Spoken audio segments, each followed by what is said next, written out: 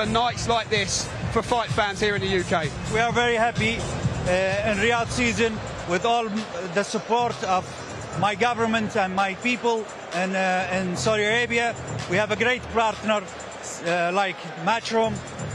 We are happy. This is the second time we delivered this big event in London in the same stadium in 2025. The first fight in April was incredible. I know you loved it. How excited are you to take your seat ringside and watch part two between Chris Eubank Jr. and Conor Benn? They delivered in April one of the greatest fights in this year and maybe many years ago. I am thinking today also, I don't know, I came here in the way to the stadium. Sometimes I think it's Eubank, sometimes I think it's Ben. It's difficult. And when you look ahead to the rest of 2025 as well, in Riyadh next week for the Ring 4 card, then the Night of the Samurai as well on December the 27th. The big nights just keep on coming. Great card in Riyadh next week. Each fight in this card can be easily main event in another event.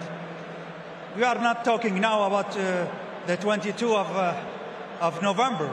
I am talking now with Eddie. We have next year 2 big events here in London. It will be a surprise. We will have Joshua in our country in February.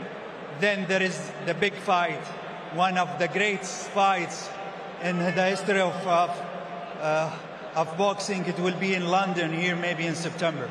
Could it maybe be finally Anthony Joshua versus Tyson Fury, Your Excellency?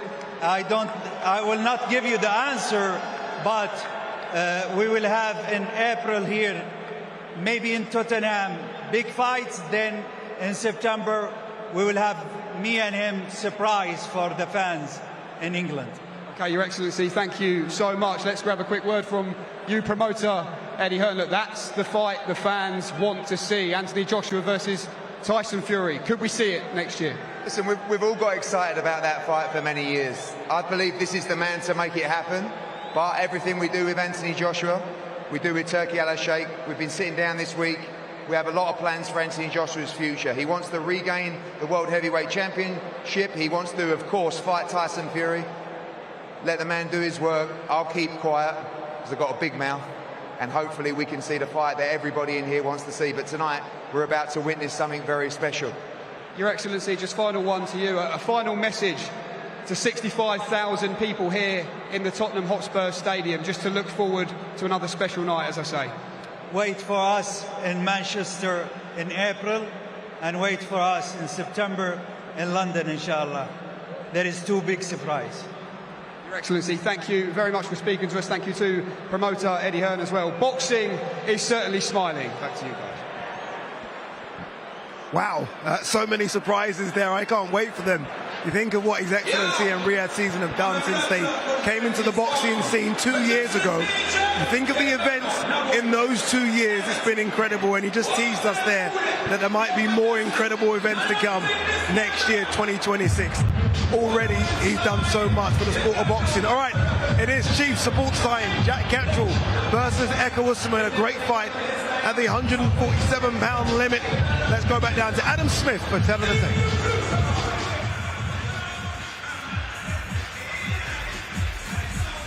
Unfinished business, yes, with Eubank and Benn, but first, Jack Cattrall and Eko Usman. It's a very, very good chief support. Both of them into their 30s, experienced warriors, the pair. Different styles should blend really well into a welterweight wonder for you. Live on DAZN, Thomas Treiber. Live worldwide on DAZN. Let's now welcome to the ring our chief support participants.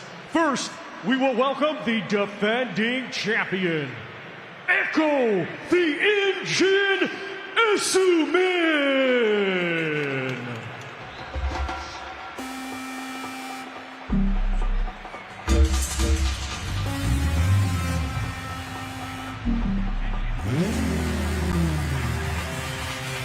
Decked in his usual mask, This man deserves this night. The engine revving into Tottenham from his beloved Nottingham Forest, and he's in the form of his life. The much admired but still underrated Echo Esserman, whose tight-knit team have quietly produced a wonderful 10-stone 7 man. And there's real momentum, those fan-friendly fights with Owen Cooper, with Ben Bourne, and the breakout victory across enemy lines, beating Josh Taylor in Scotland in May. He's tough, he's skilled, Darren, and he's non-stop. He's relentless, he really is. Slow start, I guess, for his standards against Josh Taylor. Not taking anything away from Taylor, but he got going, didn't he? Found his second wind, and once he finds it, he does not stop.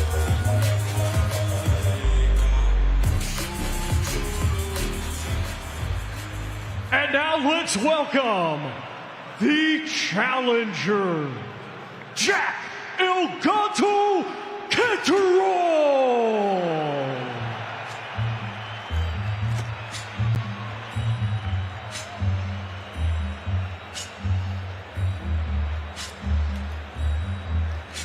The familiar Ringwalk music and a crucial hour ahead in the intriguing 13-year career of Chorley's engaging El Gato. 80% of you on the fan zone believe in him tonight.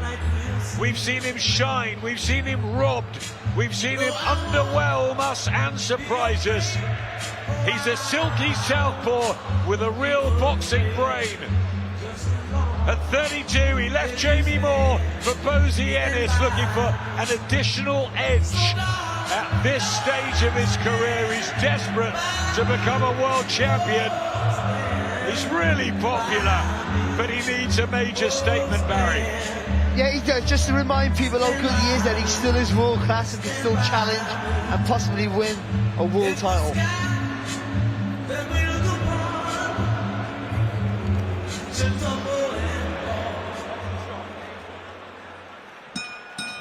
Ladies and gentlemen, this bout is scheduled for 12 rounds, and it will be for the WBO Global Welterweight Championship. Brought to you by Riyadh Season, Sella, Ring Magazine, Eddie Hearn for Matchroom Boxing, Ben Shalom for Boxer, in association with Frank Warren for Queensberry. Along with their great sponsors, Everlast, BYD, Cleans, Movember, Mr. Q Casino, and Betfred. A big thanks to those great sponsors. It is sanctioned by the British Boxing Board of Control, Steward in Charge Guy Williamson, along with the World Boxing Organization President Gustavo Olivetti, Supervisor John Handelar. Our 3 judges assigned will be Marcus McDonnell of England, Matteo Montella of Italy, and Stefan Nicolo of Monaco. Our referee in charge, third man in the ring, will be John Latham of England.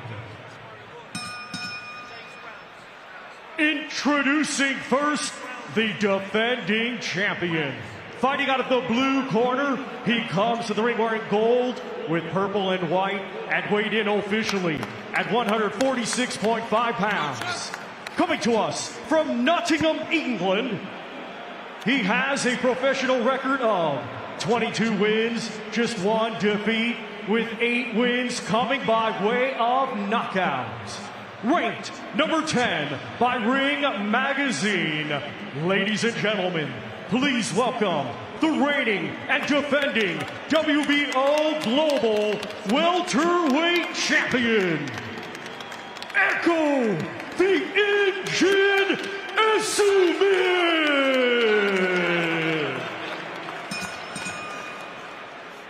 And his opponent across the ring, he is the challenger. Fighting out of the red corner, he comes to the ring wearing black with silver and weighed in officially at 146.7 pounds. Hailing from Chorley, Lancashire, England, He has a professional record of 31 wins, 2 defeats, with 13 wins coming by way of knockouts. Ladies and gentlemen, here is the former world title challenger, Jack Elgato Cantor.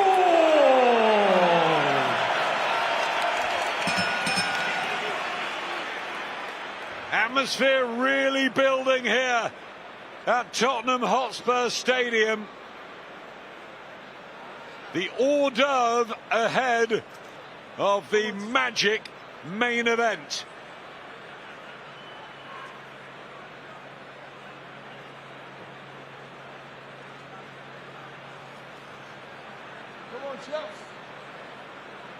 Taking their time in the Nottingham corner. John Latham bringing them together.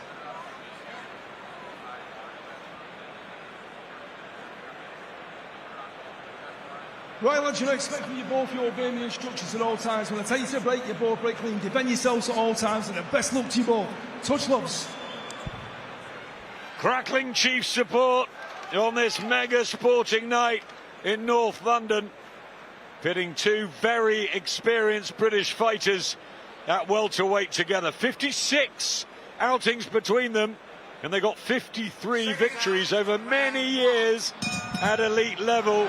But major stakes now. The winner of Jack Catterall and Echo Esserman, well, they will surely get a crack at a world title. The purple and white and yellow of Esserman.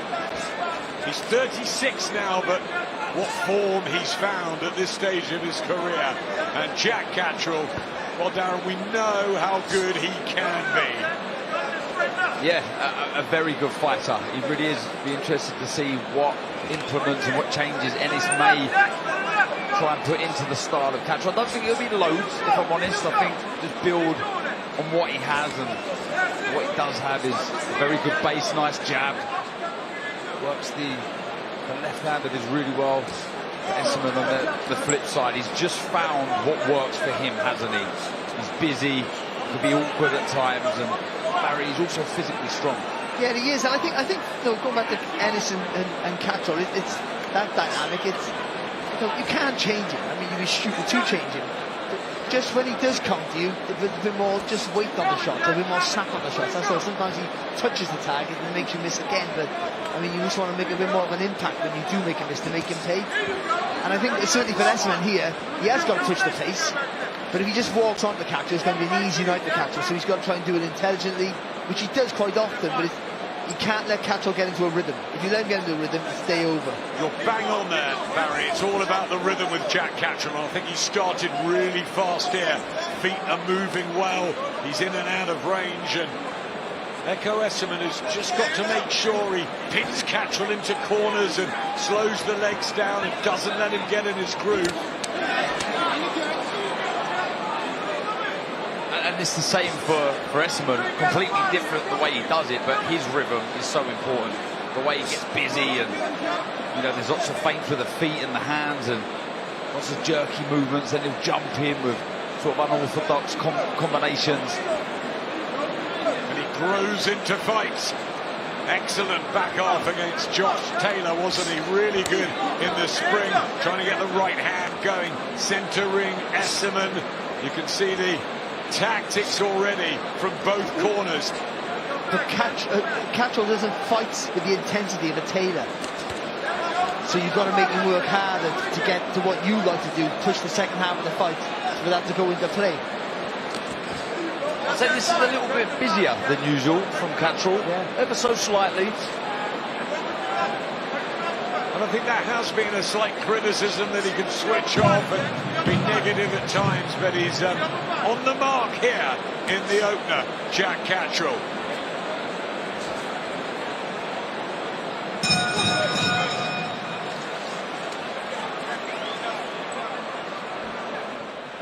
Coming straight to you, right? Yeah. So when you keep on jabbing him good. But don't back up. Jab and move in close, right? Yeah. When he come in, look, the uppercut there, hold back with it, come back with another shot. You hit him with a couple good shots. Yeah. Keep stabbing the body, though. Yeah, yeah. Keep stabbing the body. Everything behind the jab. Okay. You know what I mean? Yo, if we go to your left, bring your left hook with it. If we go to that left. You know what I mean? Jab, don't forget that right hook. That right hook right there, that was the turn and use the shot. What we doing in the back room. Okay. That's good. You got that first round. All day long, man. He coming to you, so when he come, meet him. Pop, pop. He coming right, run right to that shot. Yeah. Jab.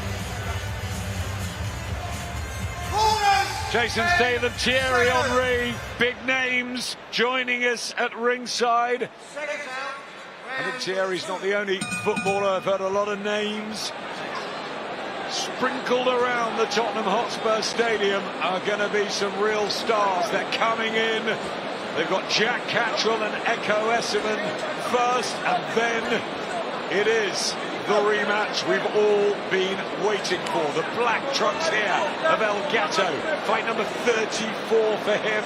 That's the 24th for Echo Esserman. Good start from Cattrall. Bozienis in the corner said, yep, he's got that round. Stabbed the jab, head and body. And he's taken himself away, hasn't he, Cattrall, from his beautiful family to get out to America and improve in whatever way he can. What it shows me, Adam, is there's still lots of ambition left for Cattrall. Really desperate. I spoke to him recently, you know, the goal remains. He wants to be a world champion, you know, many feel he should have been.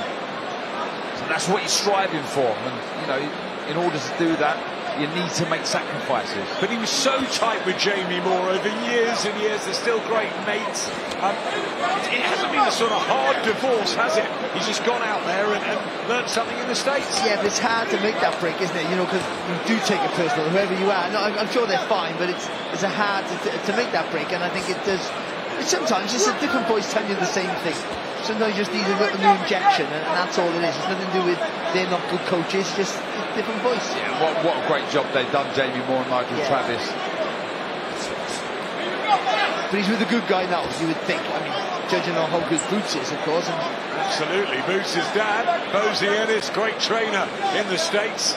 I like this start from Cattrall. He looks loose, he looks relaxed.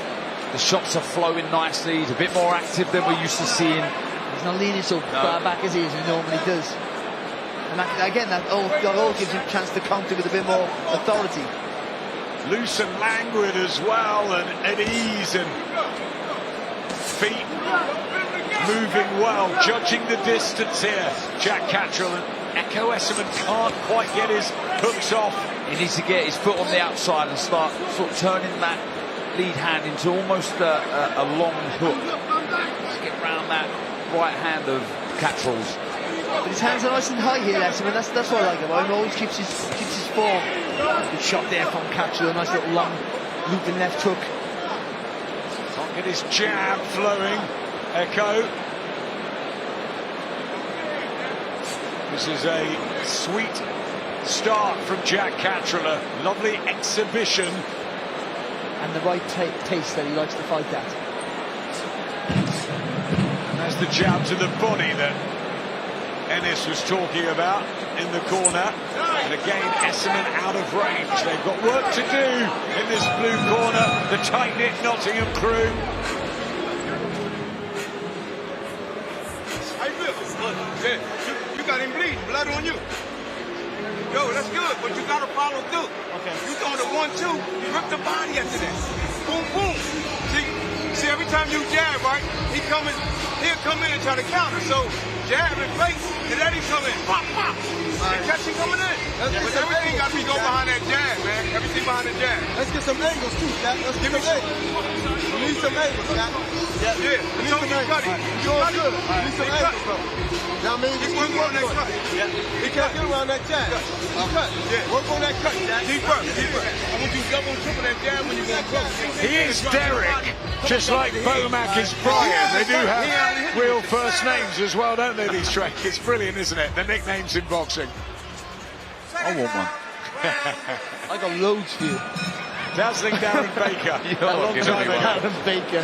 Third round here, the gold and purple of Echo Esserman, the 36-year-old. He's a family man, great guy from Nottingham, and in great form as well. But he's lost the first couple here against the slick southpaw from Chorley, now based in America, Jack Cattrall. But we did see this, didn't we, against Cattrall's arch enemy and Josh Taylor. It was a good start from Taylor. Back come Esserman. Well, he's the engine for a reason. I'm spending a bit of time with Echo's camp this week, and they know they're the underdog here, but they believe that their man's the natural welterweight that'll do the distance better, and that Cattrall can be beaten in the latter rounds. But it's a very fresh-looking Jack Cattrall at 32. I wonder what Jamie Moore's thinking. I'm sure he's pleased. He wants to see Cattrall go and win a world title, of course. Yeah, and again, I go back to that point that if you've got to make him work hard for your strengths to pay dividends in the later rounds. And at the minute, Cattrall is still controlling the pace. Yeah, looking good, well balanced, picking the shots well. Sorry, Darren, it's that pouring with the right hand, isn't it? It puts you off all the time. Yeah, look at the total punches landed. Only 2 rounds, but lots of red there. 20 to the 7 of Esserman. He won't get frustrated, Echo Esserman. He's used to these long, hard fights, but Cattrall picking his punches well, going onto the front foot when he needs to. It's a very active Jack Cattrall. That's the word. He's active, he's busy. He's even when he's not throwing, lots of feints with the hands, with the feet. It sort of stops Esserman from doing what he does best, and that's really getting going. Backhand to the body as well from Cattrall. And his team have been saying they believe Echo Esserman's made for him. These two have sparred a couple of times before Esserman fought Josh Taylor. That's the one idea there from Esserman. He didn't quite come off, but slip into when the jab went, he turned his head to the left and threw that right hand down the middle. Nice step as well, wasn't there? Yeah. Just taking him into that safe zone, if you like, as he threw that right hand.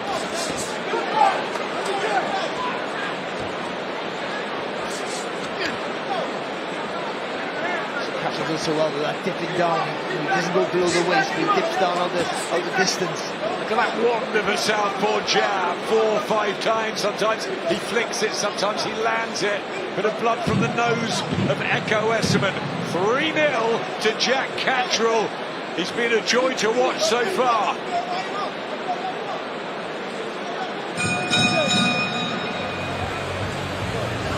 And the blood's pouring from Echo Esserman's nose. Chris Eubank Jr. You can't read much into that body language. He doesn't give it away, does he? But he's had a very, very good and hard training camp with Eubank. And Conor Benn has looked much more relaxed and at ease. There's a different Conor Benn this time. He's not as riled, he's not as furious, as angry. He's looked good to me. Well, as you can see, the shots are shown in the arena here, in the stadium, sorry, and it's Conor Benn who's the fan favourite here. But he's the big fan favourite. Nigel, his dad, was as well. I was a Chris Eubank senior fan when I was a teenager. I like the theatrics and the nonsense, and both great fighters, of course. 2-weight world champions, the dads, and their sons do battle again straight after this one. Round 4, Jack Cattrall boxing really well against Echo Esserman, who's got to change something here. He's come out and trying to be a little more forceful here, Esserman, and he needs to do that, but that just might play into Cattrall's hands. But a nice jab there from Esserman. Just like they always like to double up with the punches. There's a cut. I don't know if it's from the nose or on the bridge of the nose of Esserman. He's on the bridge. Blood coming down. Good body shot from Cattrall. Very, very sharp here. The man from Chorley just walking into punches. You're right there, Adam. He's using the momentum really well, Cattrall. of Esserman, just to walk him onto the shots. Yeah, the cut from the bridge of the nose. I think there's blood in the nose as well coming down, and he doesn't want that broken. Echo Esserman, the engine. The catcher not sitting too far back on that back foot. There's so much more weight on the shot, isn't it? Yeah. He's more centred, isn't he, with that balance? But still being able to evade quite comfortable. Yeah. Again, because there's a little, you see it there, he's got to step back with the feet. Rather than, because he used to have a wider stance, didn't he, and be more engaged on that back leg. And those headline fights in Manchester beating Regis Prograis, and then didn't beat Arnold Barboza Jr. It was a flat performance. Jack was really annoyed about that. Then we had the Harlem Eubank one, which is a bit of a no-show because of the clash, and he needed to perform tonight. So far, so good for Catchell and his fans, but Echo Esserman is one tough warrior. And we said that earlier in the evening with Ishmael Davis, desperate, and he needed to win, and we're seeing it here with Catchell. He understands he needs to get a win this evening. Good good from Esserman there. That two missed, but that one right hand landed clean. Not enough weight on the shot, but that's the only thing that really troubled Catchell. We've got to try and get him out with rhythm, a little bit more power, I think. Closing the distance, Esserman, and if he can use his physical advantage as the natural. He just walks into a beautiful counter, and Jack Catchell lays out Echo Esserman, who does well to get to his feet. That was a heavy fall. 25 seconds left in the fourth. Jack Catchell on the verge of a stunning victory here at Tottenham Hotspur. He's been punch perfect through 4 rounds, and Echo Esserman has to survive 10 seconds to the bell. Esserman's been down in his career, and he's in real trouble here. Jack Catchell a couple of punches away, but the bell is going to come, and Esserman makes it back to his corner. What drama here in the chief support. Wow, Jack Catchell is looking very, very good, menacing, dangerous, spiteful with the work. He's busy. Zoned in, isn't he? There's a lovely right, look at that long right hook and then a left uppercut then just to knock him over. But the first shot for me does the damage.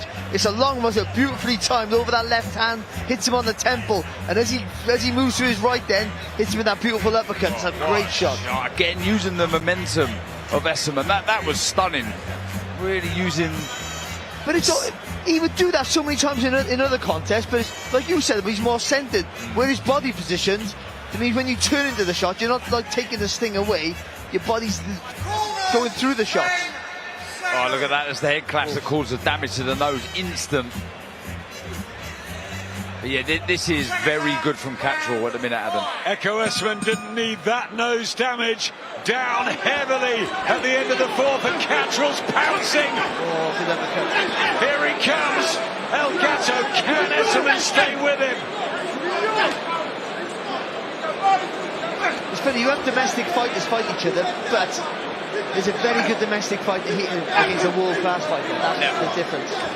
Well, Jack Catchell is proving a point tonight, and now he wants the finish. Only 13 knockouts in the 31 victories, but the way he's boxing tonight, and he knows that Esserman is there to be taken. Power punches landed. Look at the total punches thrown. We're not used to seeing that with Catchell. Very busy. The variety is excellent, the balance is spot on. The attitude tonight from Catchell as well. Body shot. He's boxing really, really well.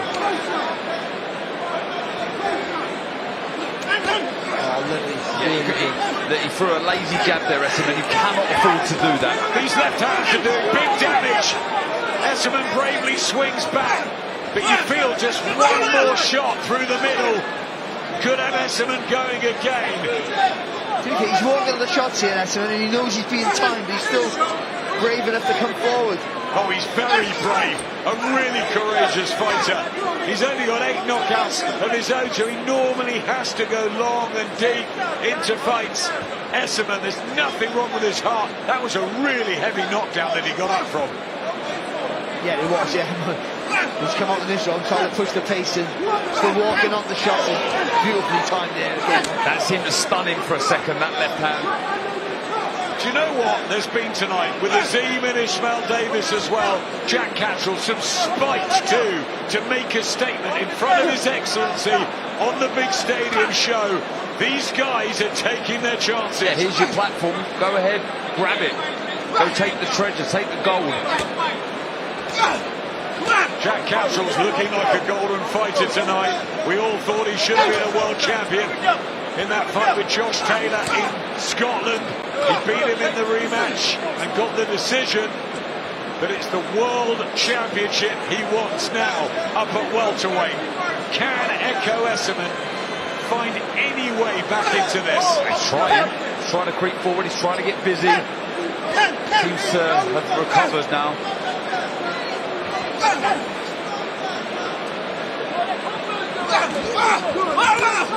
Good work from Esserman when he gets in close. I think Cattrall's letting back in. He hasn't won the round, Esserman, but Cattrall's letting back into the fight a little bit here.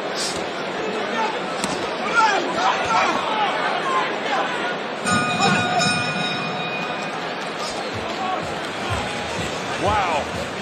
Great action tonight at Tottenham Hotspur Stadium. Saturday, December the 20th. It's Ghana. What an adventure for Matchroom. Spiders back. Craig Richards and Dan Aziz. A great matchup. Can't wait for that. Live on DAZN, December, absolutely packed. January too. And look who's in the house. Well, along with Alexander Usyk, the standout fighter of this generation, it's Bud Crawford on the back of his stunning win over Canelo. And of course, part of the camp with Bo Mack. Terence Crawford, who fought Ricky Burns all those years ago in Scotland. Who'd have thought he could become a multi-weight champion and an absolute legend of the sport? He was brilliant, wasn't he, against Canelo? Yeah, he was punch perfect. Exceptional performance, it really was. So far, it's been that for Jack Cattrall. As Barry said, though, let Esserman back into the second half of that round 5. But he's done really well, Echo Esserman. Outboxed for 3-4 rounds, down heavily at the end of the fourth. Still walking into shots, but trying ever so hard to land his own and slow down the rhythm of Cattrall. And this is where the corner of Cattrall's got to keep on at him, breaking on his case. There's another left hand there, seemed to stagger Esserman. It's the timing, isn't it, when he walks on. A bit straight on, Darren. You can see the elbows and the guard at times are a little wide. That's why he managed to find that left hand, Cattrall.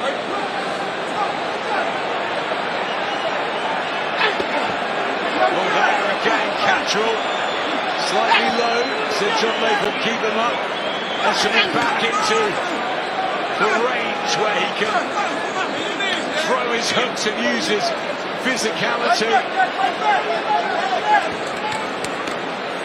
It's been a good effort from Esserman, you've got to be honest. He's not having much success at all. He's still looking to push the pace, still trying to get the punches on target. And something shot low from Cattrall. Echo Esserman did some good work, and I just wonder if he's got the extra dig in there too, Jack. Yeah, but without a shadow of doubt, we've seen that.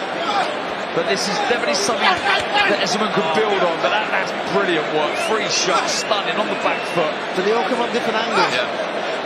The two of them with the angle. One went up, one went down. Barrington Brown and the boys in the corner. What are they going to do here? Cattrall teeing off on Echo Esserman. He's got to get those shoulders moving. There's a colouring of the right eye as well for the Nottingham 36-year-old.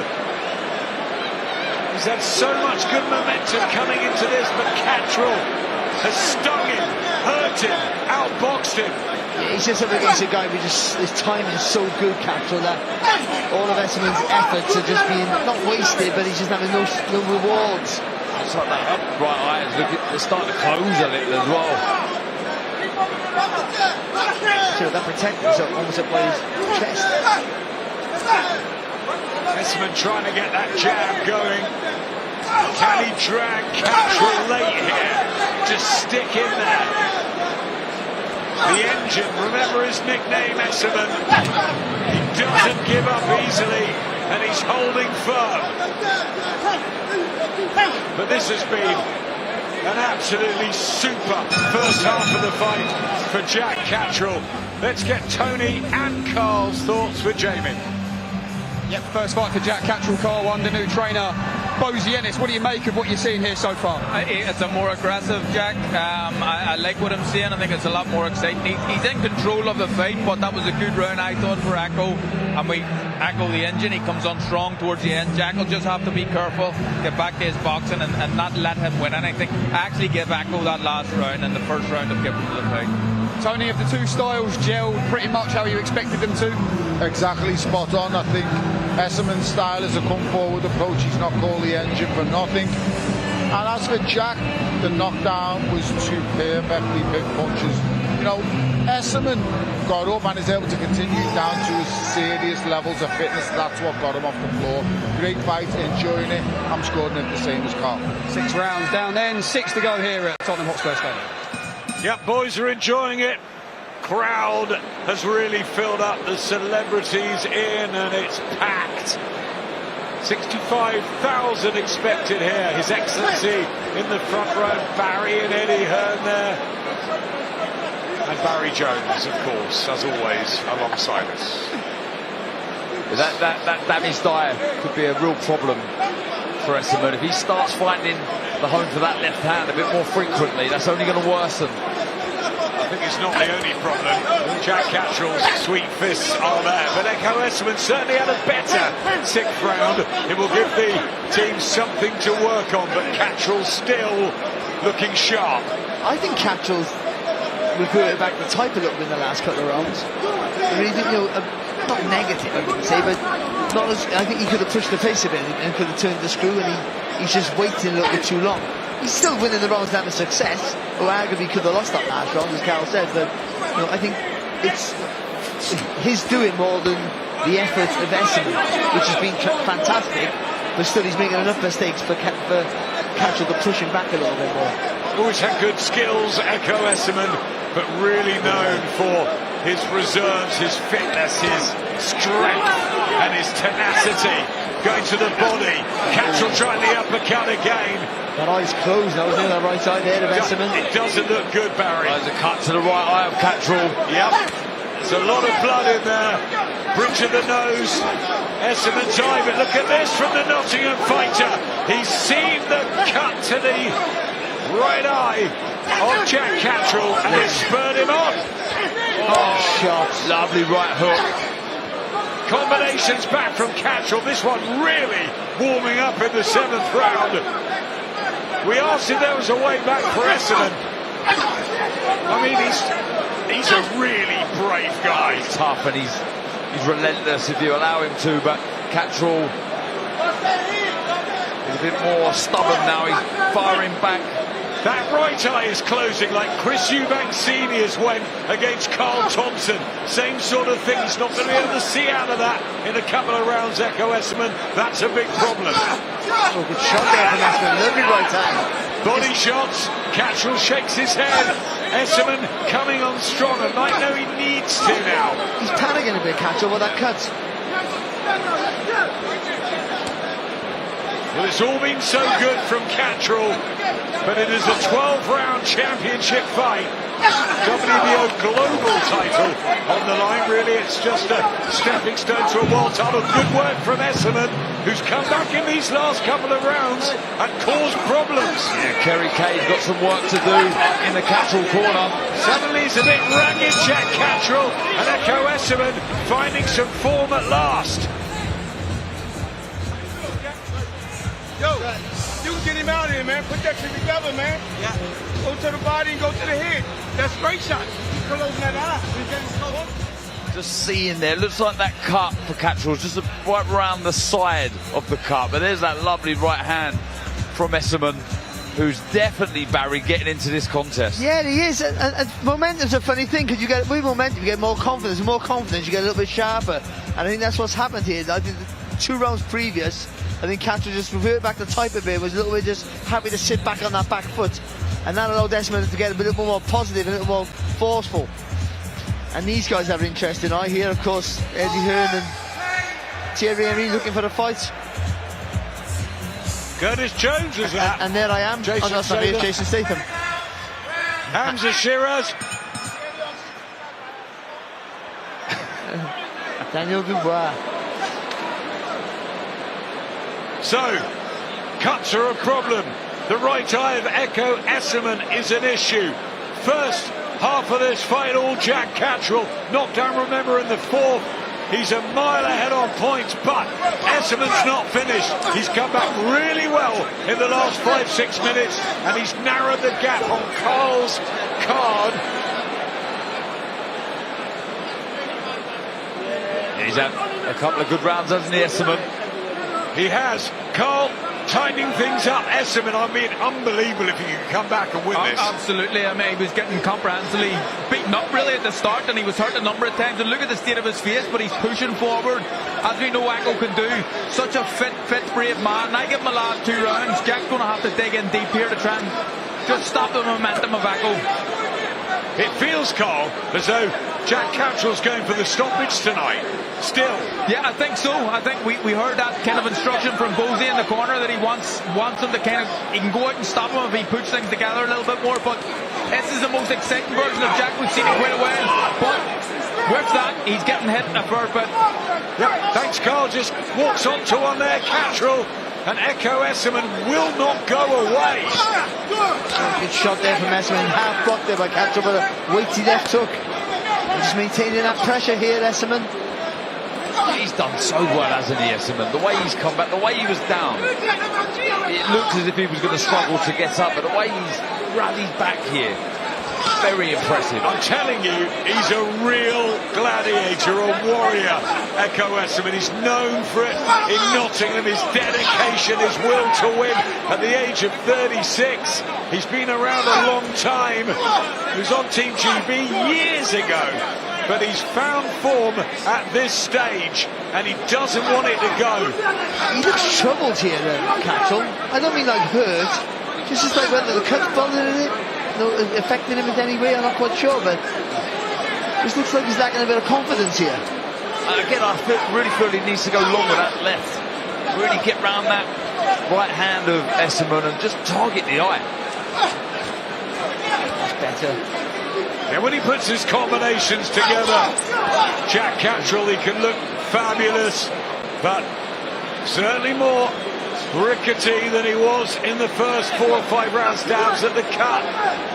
And you can admire your work either with Esserman, but if you hold your feet for longer than a second, he jumps on you with punches like this.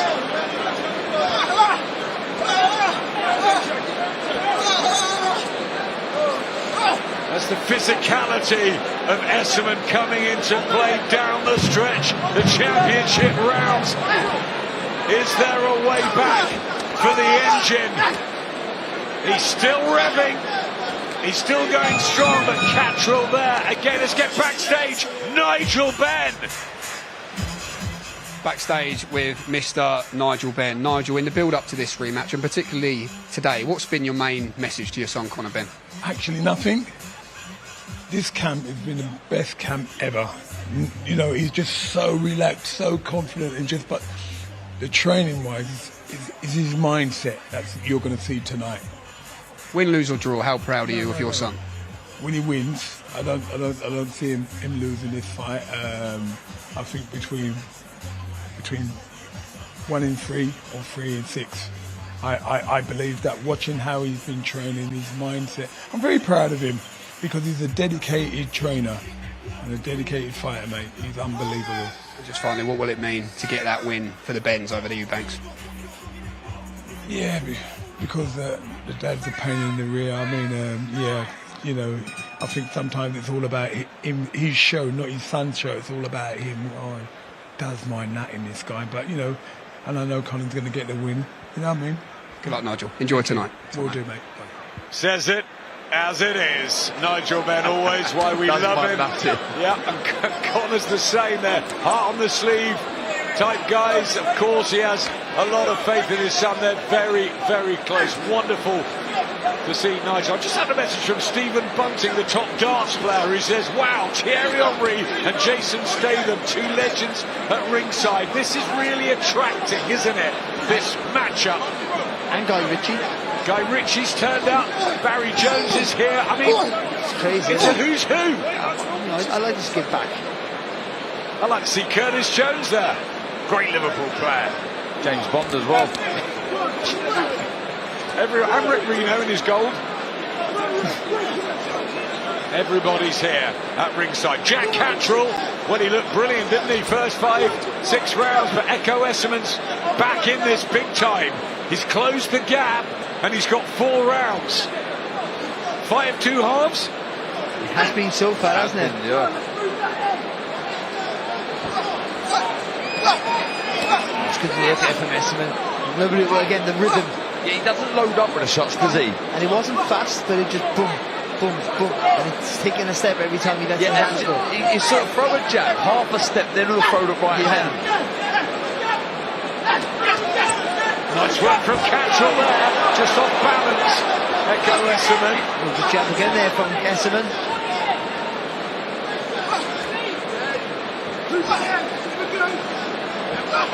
This is where Esserman wants Cantrell. Right up against the ropes. He's got throw. I was about to say, we'd like to see him throw that left uppercut a little bit more, Cantrell. Take a little step back, then throw the shot right through the middle. Yeah, and that eye is really starting to close now. But it's not affecting him, but yet the cut, I think, of Cantrell is really bothering him. Wings one into the body, trying to slow Cantrell down in this neutral corner.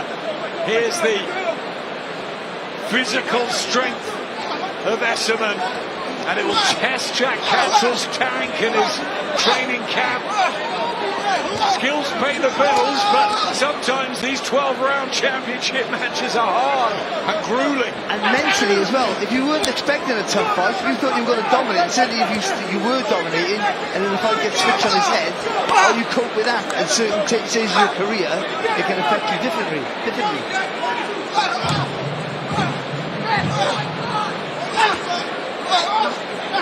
Non-stop pressure. That's what he's all about, Echo Esserman. And there's a spring to his step. Don't forget, it's not just live boxing here on DAZN. We've got a host of great shows focused on the fight game, including Inside the Ring. Join Max Kellerman, Mike Coppinger, and a host of special guests every Monday only on DAZN.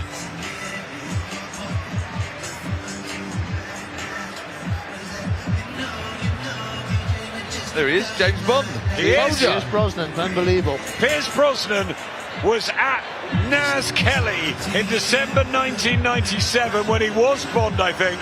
I remember he was there, Donald Trump was there. Boxing just attracts people. Jack Nicholson's been in a lot.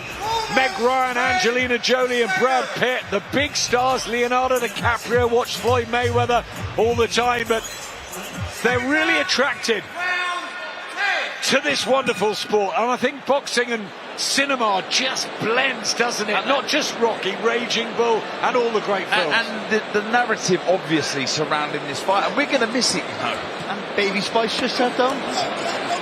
Your favourite spot? Baby Spice. Emma Bunton. Emma Bunton at ringside as well.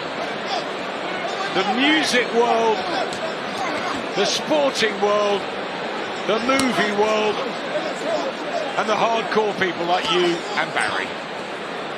And I'm enjoying this fight, I'm telling you, this is really good, the way Esserman's rallied back, and I wonder if Jack Cantrell's feeling the pace, you know, really letting shots go, which is, you'd have to say, a little alien to him in his contest of the past.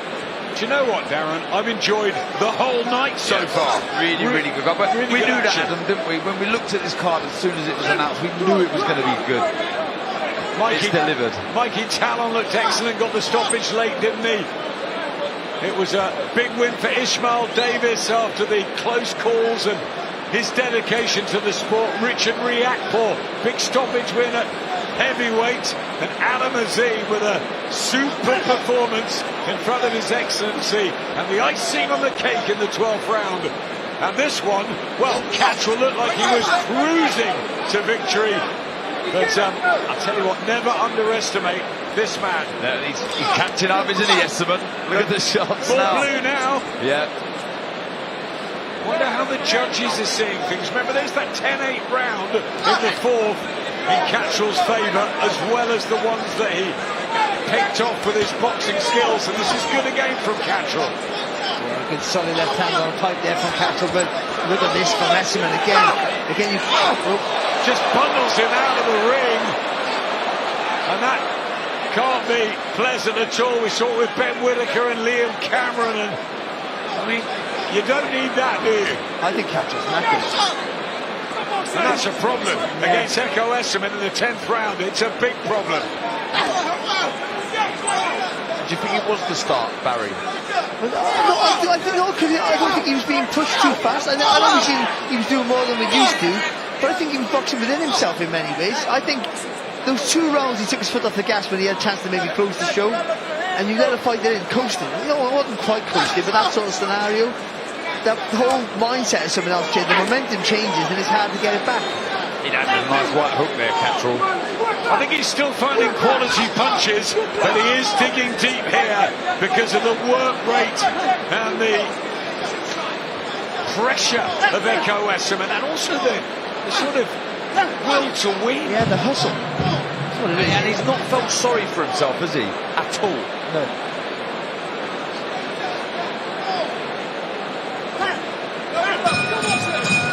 Well, it's all about Tottenham, or is it about Arsenal? The legends here, Thierry Henry with Jamie. Okay, absolutely. The legends are ringside. Thierry Henry. Thierry, yes, behind enemy lines here tonight at Tottenham Hotspur, but more importantly, here as a fan, a fight fan, what do you love about the sport of boxing? Well, everything about it, the commitment, the discipline, you know, and if we talk about the fight that we're going to see soon, you know, that the first one brought me back into watching boxing, the story, the dads, the hate, the love after. We saw the exact same thing again, so hopefully it's going to be a great fight.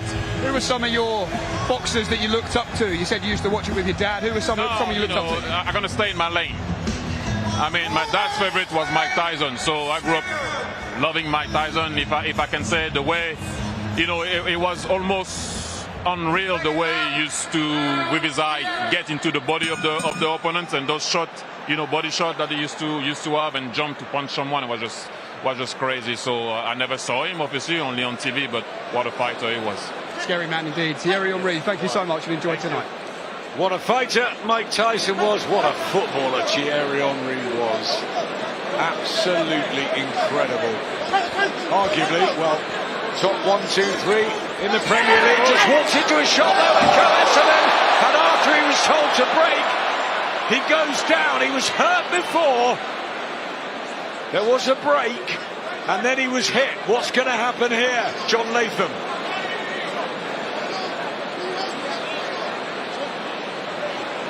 Well, nothing, but if Esserman gets stopped now, there's an issue there, because he'll say he got caught.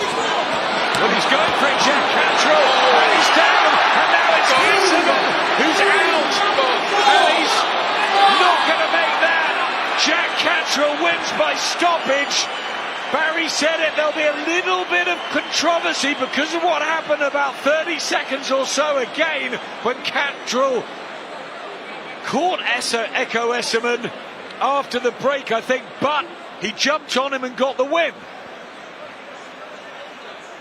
He's not celebrating. No, well, Esserman's still out of the ring here, man. Just been seen to by the medics.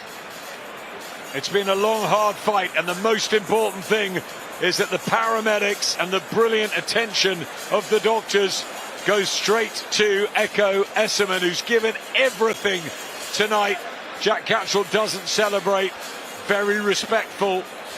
A strange last minute there. Yeah, I need to see that back, but you feel for Esserman, who was really clawing it back slightly, wasn't he? Well, not slightly, he really was. But he's hurt, he really is. But Cattrall, he found the shot regardless of what happened earlier.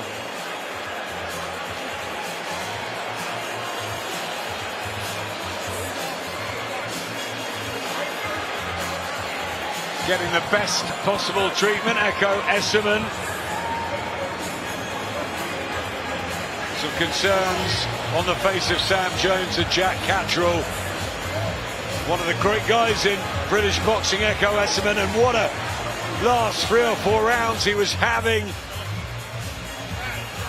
And then he went down and he shouldn't have gone down. No, he took a shot. I think he took a shot when he first went down. Just before that? I think so. We have to see it again, but I think so. And then when he sort of gets up, the referee sort of goes to intervene like either he was going to start the count or said it was a slip. But then as he does that, Cattrall throws another couple of punches and Esserman's hands were down. And then I said there could be a problem here if he gets hurt and he's up on his feet here, Esserman. That's a really good start. Yeah, he's up on his feet. He was tumbled out of the ring. Cattrall is out the ring the other side. We've had everything in this fight. He's on the stool, and that's good to see. Precautionary stuff, making sure that Echo is okay. That's what matters. The gladiators that have given everything, and it was quite a fight, boys. Yeah, and it looks harrowing because they give him oxygen when on the floor, but it's compulsory and they have to do that, so it always looks sometimes worse than what it could be, but it's just in case. Give him oxygen, get them all, make sure they're all okay before you get them sat up and see how they are then. Well, look, we'll see the replay shortly, but he needed to find a change of pace, didn't he, Cattrall, and he did at the end there. Yeah, he's on his feet, Esserman, and it is good to see. You feel for him, you really do. What an effort. What a way to rally back. And again, with Cattrall, it's always hard to gauge him. He can be brilliant, frustrating, and sometimes average all at the same time. I mean, he's quite an enigma in himself. He's a world-class fighter when he's on song. But that was a fight. That was a fight of 2 halves there, when he was brilliant and then not so good. Absolutely. First 4 or 5 rounds looked like he was going to become a world champion anytime soon. Echo Esserman, how brave was he to get up off the canvas in the 4th round after that heavy fall, came back at him.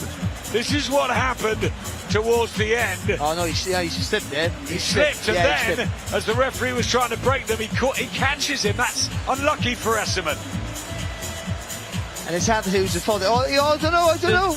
That first right took's a good shot on the temple. Is the ref getting quick enough? And also, see there, the referee's too far out.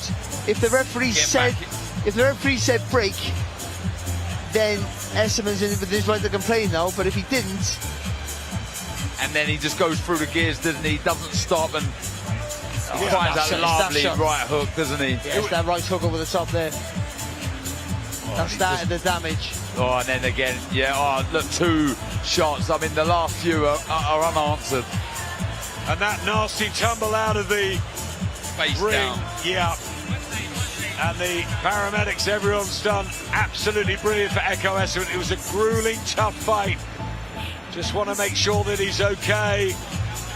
Jack Cattrall wanted the stoppage win. I think he did earlier, and then he went off the boil. Echo Esserman came back, but when he had his moment, the predatory instincts. Yeah, and I think he can really build from that contest. I do. That result early on, he looked very good. He's shown there that, you know, he was up against it, the pace was going against him, and he was being outworked, but then he found a flurry, didn't they? But look at the respect there. He would have been worried, Cattrall. He see that he was down face first, and he'll be relieved.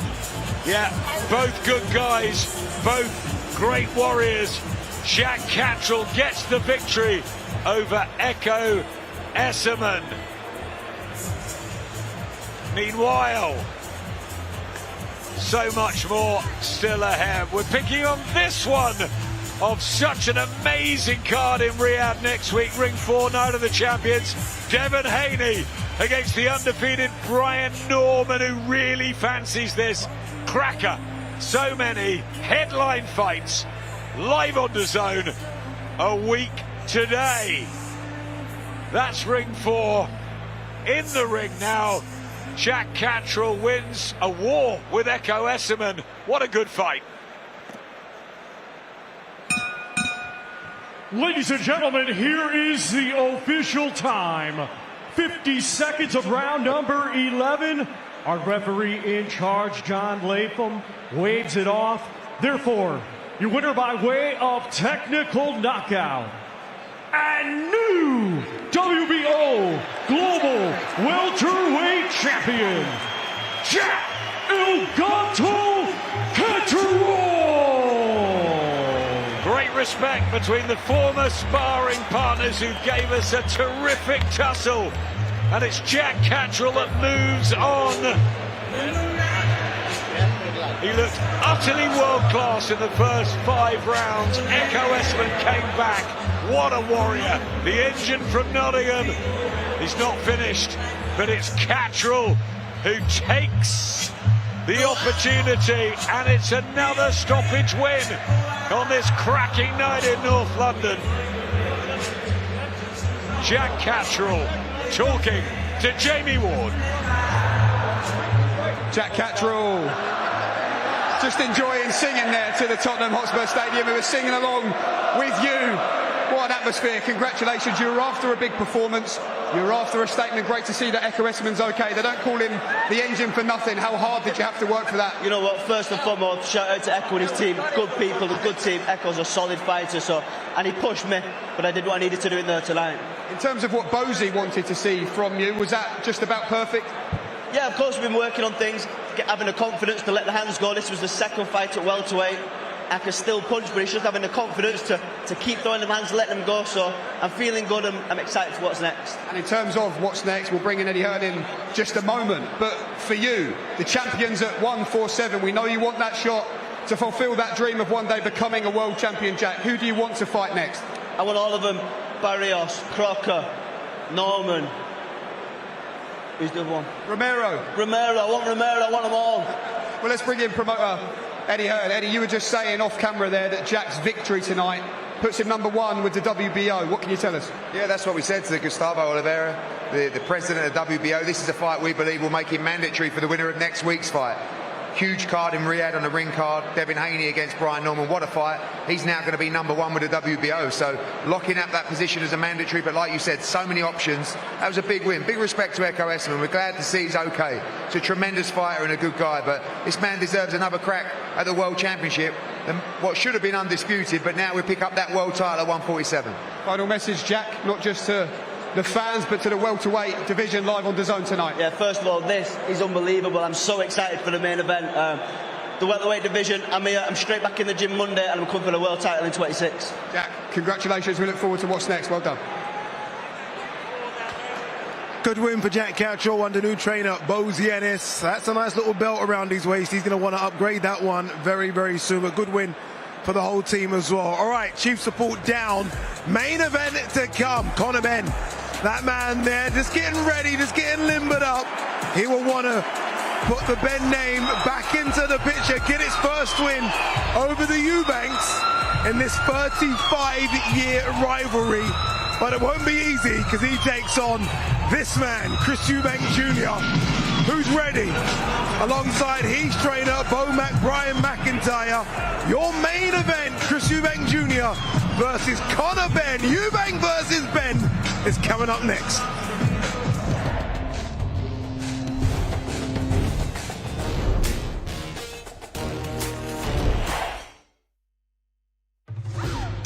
In the NFL, it's 100% or nothing. This is the great American game. We know global fans give 100% to follow from afar, so we give it back with NFL Game Pass on DAZN. Just enjoy the show. Every game from every team, live.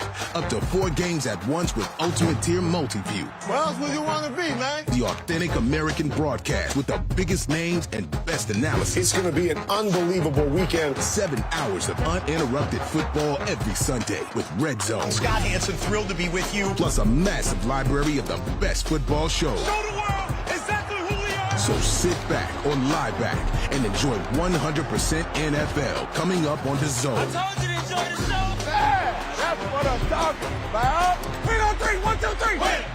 That's what America wants. He's got it for the touchdown. Add NFL Game Pass to your DAZN subscription today. I'm uncensored, I'm unfiltered. If I see something and I don't like it or I don't agree with it, I point it out. I personally think you're a bit of a you know, like, I don't really like you. This guy's a drug cheat, so... I know you want to come with all them smart, fancy words. Do you know me? Every time I jump in there, and I smell pain. I don't have to march to the beat of these people. I'm not going to shout and scream and throw my toys out of the pram like you and Eddie do. My hurting is punching you in the face. That's my hurting, putting you in hospital. I'm not fighting you for no belts. But I'm not fighting you for no belts. I'm fighting you to punch your head. I thought I was going to have you face down on the canvas. I'm going to systematically beat you. I am not going to stop until I am pulled off of this guy. Well, nice for a handshake. So happy. I can't wait to share a room with you again, mate. I'll try to punch the living life out of you. I'll try to be.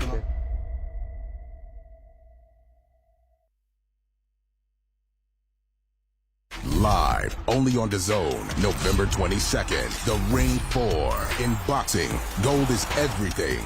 And on this night, every fight feels like a main event. David Benavidez, the undefeated Mexican monster, defends against Anthony Yard, London's heavy hitter. A warrior who's gone toe-to-toe with the best and has the power to end anyone's night early. But the action doesn't stop there. Devin Haney, a two-weight undisputed king, chases history in yet another division versus Brian Norman Jr., the undefeated champ. While Bam looks to unify more of his division if he can break Fernando Martinez. Plus, Abdullah Mason and Sam Noakes clash at lightweight for the WBO title. This is more than a fight night. It's 4 world titles in 4 different divisions. It's the night of the champions. The Ring 4, November 22nd. Watch only on DAZN. Welcome back to Inside the Ring. Ryan Garcia, one of the biggest stars. You got to have these characters, you got to build them, and then you got to have the fight. Because you should be the king of boxing. The greatest things in the world take patience. In the lab. Or it's a level change. Right there. I felt that. No one's looking out for boxing's best interest. Who's Crawford? Where does he fall? Yeah, I'm going to need it for sure. Are you on a different level than Canelo? We're going to see. Inside the Ring. That's the name of this show.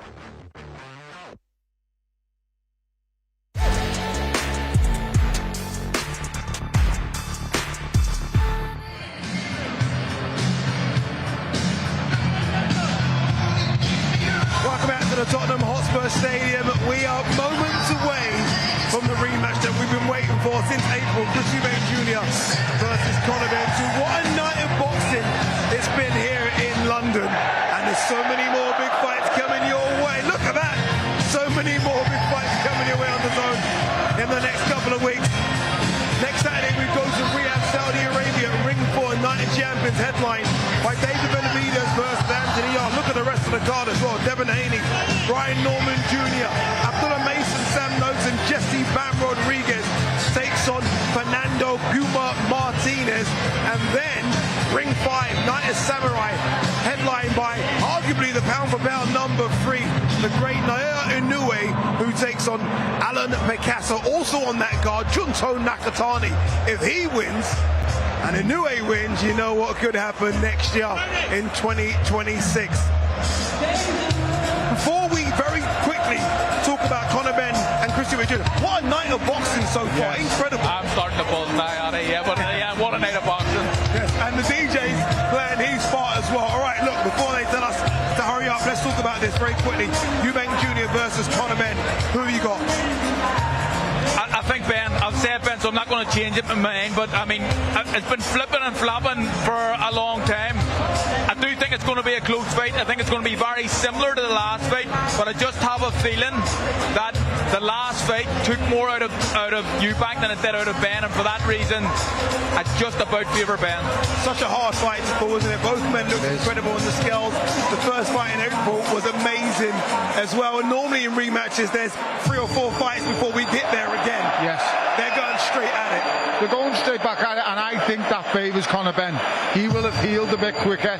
he will be the one who wants to go into the fire sooner tonight. These guys are going to have to come to that point where the boxing and the technique and the game plan goes out the window. It's going to happen again tonight, and I just feel Conor Benn's going to want to go there. Well, he has to go there, Eddie, because he's the shorter guy. He's the one who's got to get on Chris Eubank Jr.'s chest. I can't see this being anything but another classic.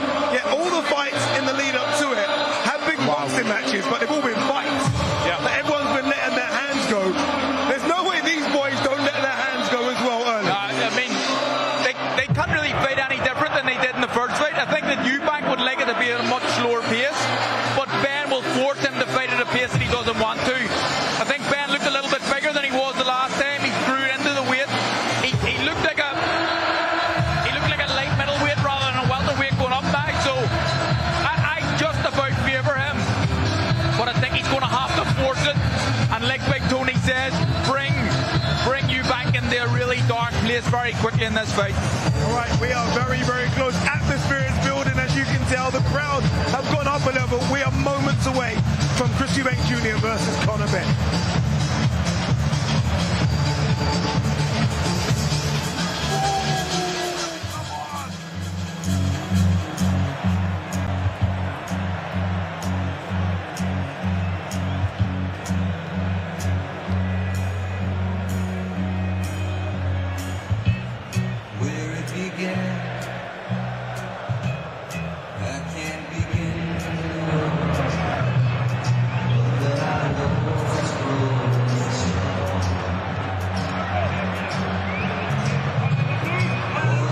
Tradition now, the countdown is on. Sweet Caroline is playing.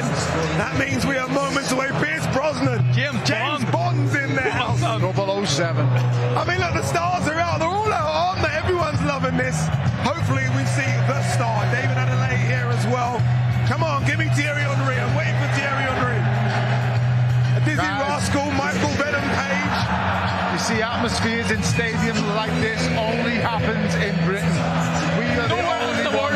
Nowhere else in the world. Great Britain does this. They said no one's going to come out. It's cold, it's wet, it's windy, it's November. Someone lied to me, because everyone is out. This is packed. It's amazing. Atmospheres like this are just not seen anywhere else. Listen to the noise in here. I don't know what any of it are saying anymore. I literally can't hear a thing. Who's going to have the crowd here? Who's going to have it? I'm not going to lie, I think it's split. I mean, I heard a lot of boos for Eubank, but then you hear cheers at the back end. I heard all cheers at the start of Conor Benn, and then cheers at the back end of him. I think it's 50-50. It is split. It's split the crowd, yeah. Just like the fight, I guess. Just like the fight. Yeah. They are here as well to be entertained. I don't think they have major loyalties to anyone. They just want entertainment. If Ben does win, and it's an if, and I have to say an if, how can they not do it one more time? It's inevitable. When they see this, how will they not do it? It's inevitable. It has to. You cannot leave a rivalry like this at 1-1. It can't happen. So unless it's a definitive answer tonight, if we get a knockout victory, yes, that's the only reason. That's the only reason not to have a third fight. So even if Conor Benn to knock out Chris Eubank in 4 to 5 rounds, there's no need. It's done. It's put to bed. But if this goes close again and Conor's on the other side of the decision this time, it's inevitable. It has to happen. Who has to start the fastest car? If you can hear me, Ben. I mean, his style tells you that he has to fight on the front foot. He has to be aggressive. He has to be tenacious, and he is all these things. He just needs to maybe manage his tenaciousness a little bit more than he did in the first fight, and pick and choose when he fights. Okay, let's do it. It's time. The crowd want it, so do we. Chris Eubank Jr. versus Conor Benn 2. Let's throw it back down to your MC, Mr. Adam Smith.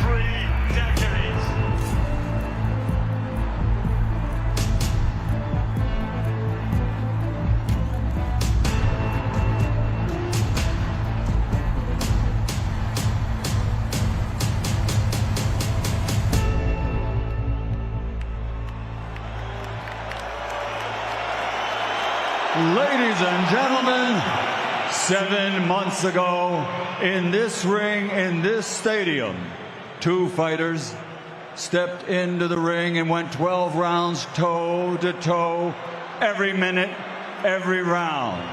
Tonight, they're going to do it again. Are you ready? Well then, let's get this party started!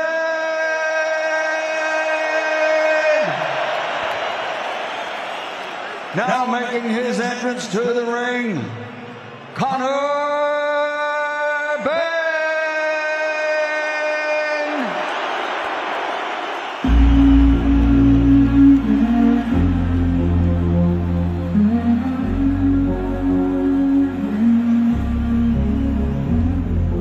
Ready or not, here I come, you can't hide.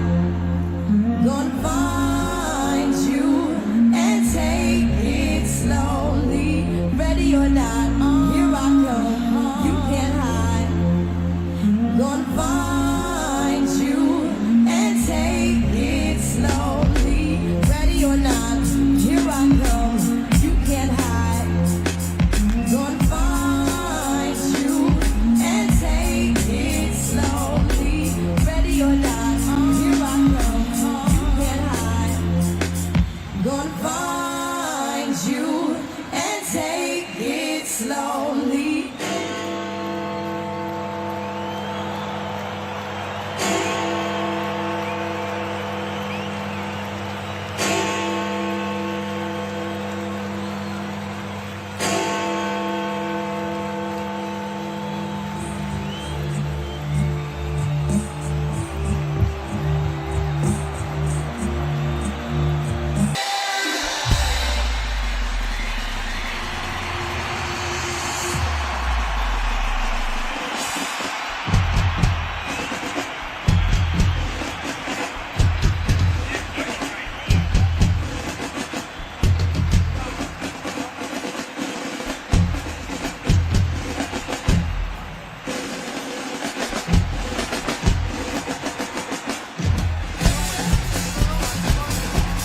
Epic drama, breathe it in.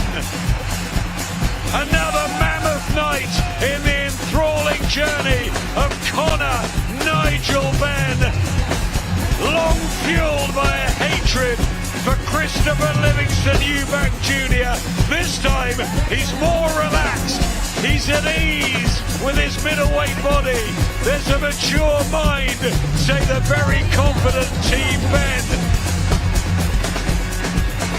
It was back to the drawing board after the dejection of a first defeat in 24 fights. Less shenanigans in the build-up may give Conor a better chance. He's done 12 rounds at the higher weight on this stage against his best opponent to date, and he fought like a man possessed. What has he learned? What will he do differently tonight? He looks a different Conor Benn. He does, he looks mature. He's got that experience under his belt. Can he make the right adjustments to get one over Eubanks finally? Can he exact revenge? Will the Benns get one at last?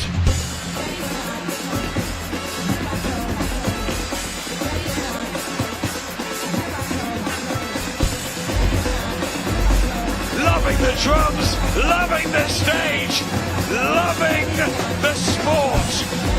He is beaming full of confidence, and this atmosphere, again, as in the first fight, is electric.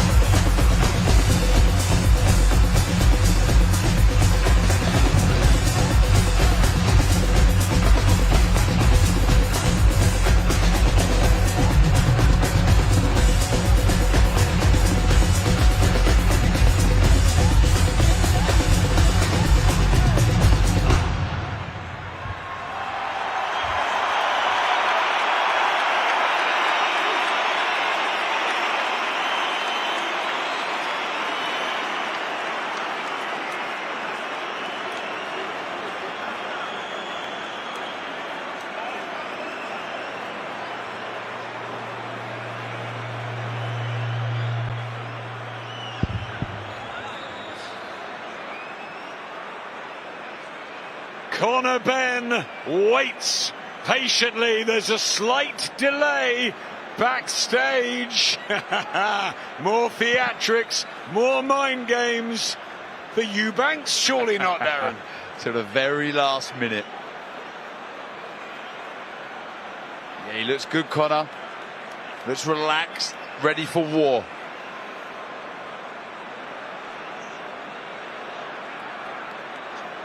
Michael Buffer. He'll track Chris Eubank down. And now making his entrance to the ring, Chris Eubank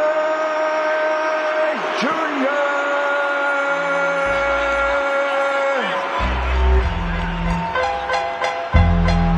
Still so double D.O.A. Guess he's back. Still doing this.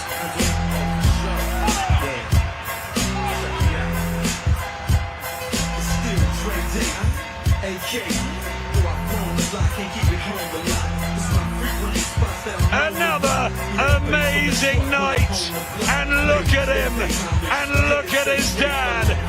Love them or hate them, they are wonderful.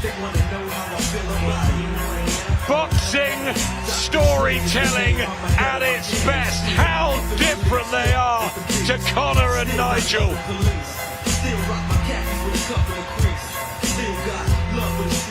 Alongside his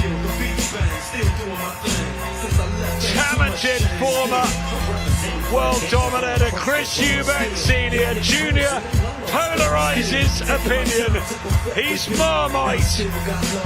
Some adore him, some can't stand him. He's not Conor's cup of tea. Chris Eubank Jr. is one focused, different individual.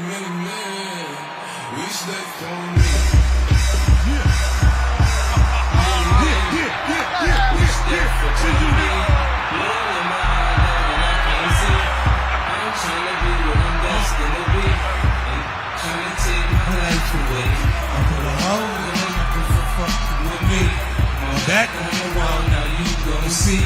Better watch how you talk when you talk about me. Cause I come and take your life away. Many men, wish death on me, Lord. I don't cry no more. Don't look to the sky no more. Have mercy on me. A truly wow moment. On my head, don't get your refund of sky. Woo! 50, aka Ferrari, F50, break it down. Rod Stewart, 50 Cent, who's next? Let's make it. You say you a gangster, but you never pop money. You say you a waster, and you need to stop running. You ain't no kin of mine. What makes you think that I will run up on you with the 9? We do this all the time. Right now we on the grind. So hurry up and cop it, go. We selling mixy down. So this is so fine. I gotta make a mind. I ass like that, gotta be one of a kind. I cross them every time, punch them with every line. I'm fucking with their mind. I make them press for wine. They know they can't shine if I'ma run around. Been on parole since 94 cause I commit the crime. I say in my lines, I did it 3 to 9. The D's ran up in my crib, you know who dropping down. You say you a gangster. I'll whoop your head, boy. You know I will whoop your head, boy. With the back and steel, I'll whoop your head, boy. Your cat get peeled, I'll whoop your head, boy. Your ass get killed, I'll whoop your head, boy. You know I will, I'll whoop your head, boy. With the back and steel, I'll whoop your head, boy. Your cat get peeled, I'll whoop your head, boy. Another sensational surprise in the front, from the Eubanks. That's folk, this ride strapped to grandpa's Cadillac. The voice in my head said, fuck all these. Man, my homies, they wanna do whatever they wanna do. I say I wanna eat, they say you wanna eat too. Let's ride around, find niggas stunting on Front Street. With the signs on, niggas be looking like lunch meat. I run up on it, pop one on the floor. Tell them come up off that before we start popping some more. the ski mask. Man, niggas know who I is. I got a full clip, and niggas know I get biz. You know I will, with your head, boy. With the back and steel, with your head, boy. With Captain the pill, with your head, boy. Yes, kill, with your head, boy. You know I will, with your head, boy. With the back and steel, with your head, boy.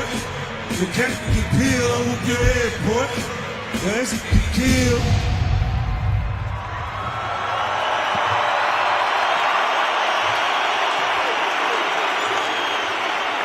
Raising the roof at Tottenham Hotspur Stadium. Incredible. Ladies and gentlemen, at ringside tonight we have some of the biggest names from the world of sports and entertainment.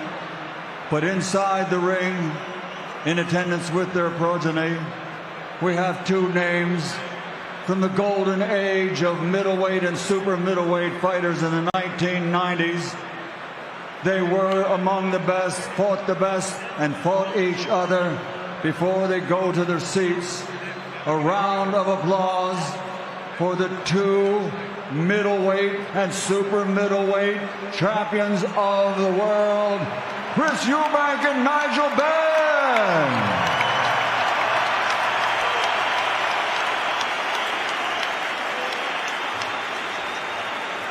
Ladies and gentlemen, welcome to Tottenham Hotspur Stadium, London, England, and the main event of the evening.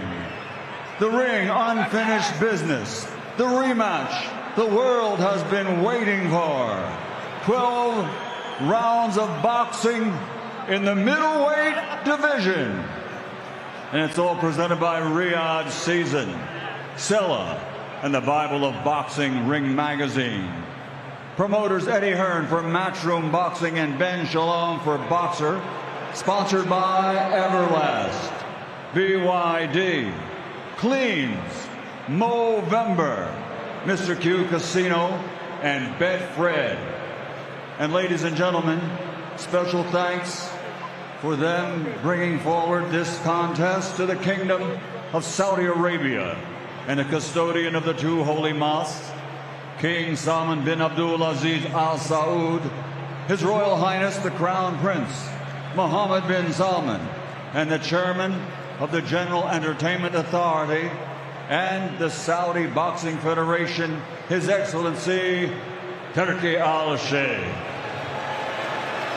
This event is streamed worldwide and exclusively on DAZN, sanctioned by the British Boxing Board of Control, steward in charge Guy Williamson, supervisor Dennis Gilmartin, timekeeper at the bell Brett Bowles, the three judges scoring should it go the distance, Howard Foster, John Latham, and Marcus McDonald, and inside the ring, in charge of the action at the bell, veteran referee Kevin Parker. So now, ladies and gentlemen, the officials are in place and they are ready. The fighters are in the ring and they are ready. So at this time, let's turn the page to another great chapter in the history of British boxing. Ladies and gentlemen, let's get ready to rumble!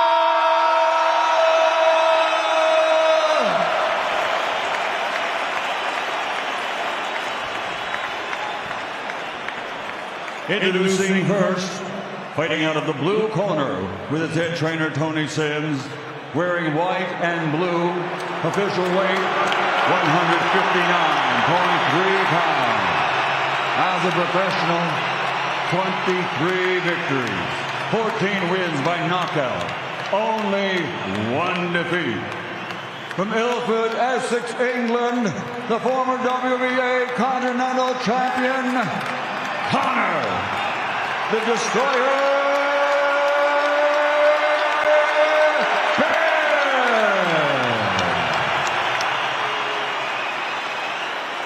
And across the ring, his opponent fighting out of the red corner with his head trainer, Chris McIntyre, wearing yellow, officially weighing in at 159.1 pounds. has a professional 35 victories, 25 stoppages by knockout, with 3 defeats, ranked by the ring at number 3 in the world in this division, fighting out of Brighton, England, the former 2-time IBO world champion, Chris Eubank Jr.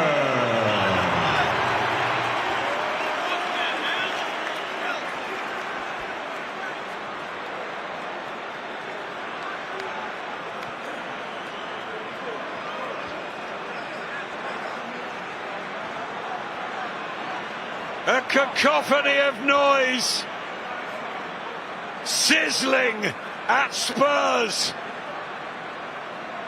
The electricity ripping through this wonderful stadium. Remember that night in November 35 years ago when this dramatic rivalry exploded onto our screens. Eubank Senior stopping Nigel Benn in 9. Their rematch in October 93, ending in that draw at Old Trafford. Enter their fighting sons, Junior and Conor. The compelling toe-to-toe war in April. Again a win in the Eubank column. Instructions in the dressing room, you know what I expect, a clean fight. Remember to obey my commands at all times, above all, protect yourself at all times. Good luck, gents. Touch gloves. What happens next in this fabled rivalry? Will it be round 13? Will Ben and Tony Sims have learned? Will Eubank and Bo Mack produce magic? Will the pair of them be able to hold back? Pugilistic entertainment all over again on the grandest of stages. This is what big time boxing's about. Live on DAZN. Cannot wait, Darren and Barry. And you feel a fast start required from both. If this is going to be like the first fight, rounds are going to be valuable here. Can't give any away. And the fact that Conor Benn's taking the centre of the ring is a positive sign for him. He doesn't want Eubank in the centre of the ring, pushing him back with his jab. Both promise a more technical performance, but we know there will be fire on this biting cold night. Here at Tottenham again, we love rematches. So many over the years. Roch Groves maybe most recently, although our own Tony Bellew and David Hay. And the Eubanks and Benns have had many. It's a lot more solid, doesn't he, Ben, this time round? Order around the back, the shoulders. Aggressive on the front foot. Not taking any silly risks, though. I'd like to see Eubank get in a rhythm with that jab. Body shot from Ben was good early. He's had the 12 rounds at middleweight in April, and still the younger and fresher man. And the difference here, he's dipping down where the chest is over the front knee, so that means when he dips down, he can come back with something. In the first fight, it was all over the back leg. Nice short right hand there. Hand speed from Conor Benn, impressive in the opener. And you wonder what that fight in April might have taken out of Chris Eubank. At 36 now, after 246 rounds of boxing, but he gets a right hand in to check Ben's early progress. He came from that double jab, he missed with it, but that allows you to get feet a little bit closer, to get purchase on that right hand. It was a good shot there from Eubank. He kept his balance, didn't he? He didn't fall over the front foot. And it enabled him just to turn into that right hand. That's what Ben can't afford to do. Just telegraph that right hand. We've already seen in that first fight, he threw a lovely counter left hook, Eubank, and that's the shot when you overcommit with the right hand. The destroyer needs to be calmer and not too wild. Yeah, but just get a little bit closer. His feet are a little bit too wide there, Ben, so he can stay low with that, but it's his hand for him to close the gap quicker if the opportunity presents itself. Good jab from Ben. Eubank just backed up in his own corner. The crowd heavily in favour of the Essex man. But Chris Eubank Jr. will care not one jot. He's thrown a couple of good rights to the body, Ben. Around the elbow, that left elbow of Eubank. with a good shot. Yeah, one decent shot from Eubank in the first round, but more work from Ben early. Looks quick and fresh. It's better from Eubank though, getting that jab working.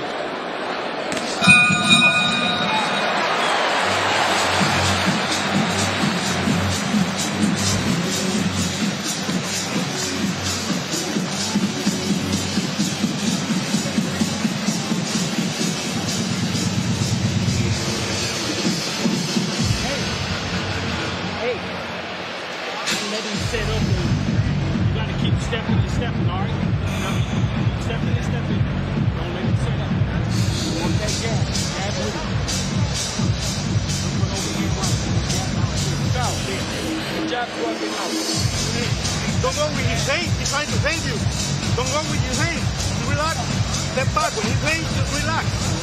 Doing good job. Eubank in the corner of Chris Eubank Jr. They got it right in the rematch with Liam Smith when they were together. Yeah, good short right hand there from Ben, but back comes Eubank. That was the punch of the round, but Conor Benn won the round. Yeah, he crept forward, didn't he? He looked a lot more assured and wasn't wasting as much. Second of 12 in the rematch.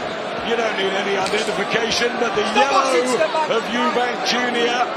back to what his dad wore in 1990, the blue and white of Conor Benn, who's of course not the natural middleweight. Says he's going to go back to super welter, maybe even welter after this. Eubank getting going in the second round. Right, he's got a punch off of that head movement, Conor Benn. He didn't do it nearly enough in the first fight. He moves well, he does the hard part, he misses the shot. That's when you fire back the counter. But he's moved in the last fight. He did it with the weight on the back foot, but he got to do it with the chest over the front knee, and that allows you to roll into a shot then. I'm surprised Eubank's giving the middle of the ring up so easily. Good shot there from Ben, shot right hand. Right hand from Ben, but then he gets bundled over. And Kev Parker just needs to take control of this. He's a very, very good referee. The fireman from Newark. He looked after Bivol Bateviev too. And he hardly had to do a thing as they dance their way through that fight, but he's going to have to get hold of this, and he will. It's going to be a little bit of a different fight, this one. It's a good jab again there from Ben. Again, we all week talking about the importance of the jab here for Conor Benn, and it's been good so far. Yeah, he's fainting before he throws the shots. He's trying to take Eubank Jr. out of a rhythm, isn't he? Because I think Eubank wanted to box behind that jab. Good body shot from Ben and decent defence. And also the importance of forward momentum for the style of Ben. He needs that to get his punches together, and that's what he's accomplished so far. And another body shot from Conor Benn. He's finding that target, and Eubank Jr. not quite settled yet. Yeah, we haven't seen much of it. We see that nice right hand in the first round, but this has been a good start from Ben. Good variation with the shots, changing the levels well. I think Eubank Jr. is having a slight problem with the speed, the hand speed of Conor Benn, and his feet aren't moving quite as well. It's like he can't get into the fight, like he needs a slap across the face to wake him up or something. He looks a little bit subdued here. I think he's moving a too much, if I'm honest.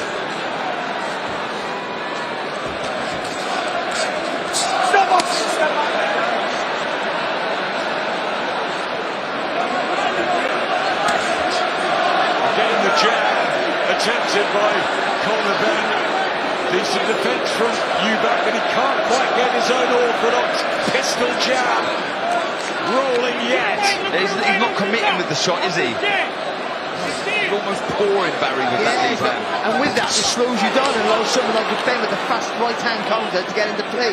What Ben's doing well, if he doesn't double the jab, he jabs and moves the head or the shoulders. And that's making Eubank, who's trying to counter-punch, very difficult to do what he's trying to do. Conor Benn boxing to instruction this time around. Eubank trying to get his jab back in, right hand at the end. It's a big start from Ben.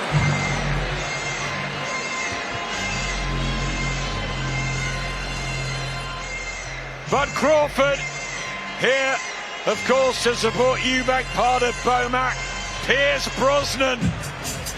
Wow, they don't get much bigger, do they? Who else can you spot here? Then leans forward Rod Stewart. Oh yeah, what about him? 50 Cent, Jason Statham, Guy Ritchie. And there's Baby Spice behind. I want to see Curtis Jones, Liverpool legend. David Adelaide. David Adelaide, we'll see him in Nigeria soon. Dizzy Rascal, Nigel Benn, obviously. I know that one. And His Excellency. Rod getting a big cheer. Why not? What a night to be here. A massive event for sport. 50 Cent sat next to Tony Bellew on the corner there. Tony and 50 Cent having a good chat. Carl Frampton's like a kid in a sweet shop. He's loving this. We're going to bring him in a minute. Third round. This is where Conor Benn just troubled Eubank Jr. in the first fight. He's had a very good first 6 minutes. You can see the jabs landed there from Benn. And Eubank with the reach and the size. And he's got to get into this. He's got to get that lead hand going. Don't give up as much space. He didn't throw 10 jabs in the first three rounds in the first fight, I don't think. Conor Benn has landed with 7 there, power shots and 10 jabs. That's brilliant. That's a lovely stabbing jab to the body from Benn. Exactly what I was going to say. Beautifully precise from Conor Benn. He's switching it up. There's been a real ease about Conor Benn in this week. He's just believes he's had the perfect camp.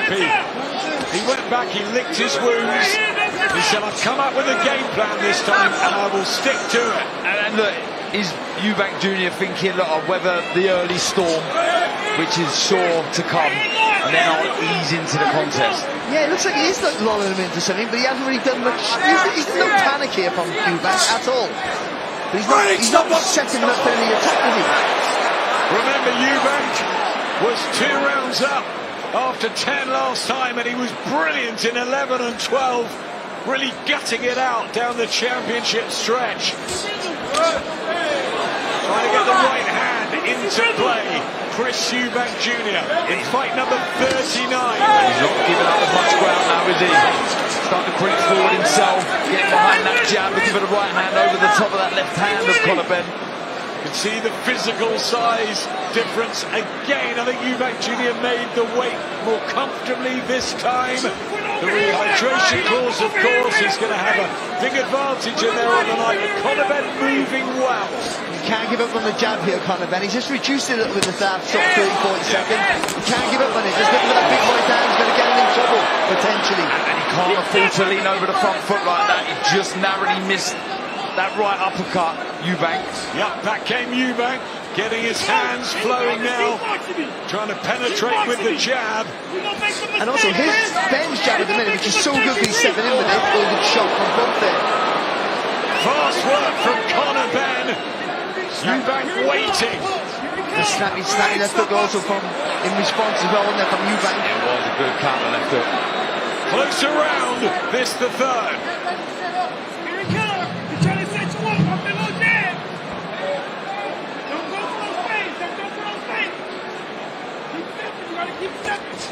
So much tension in the air.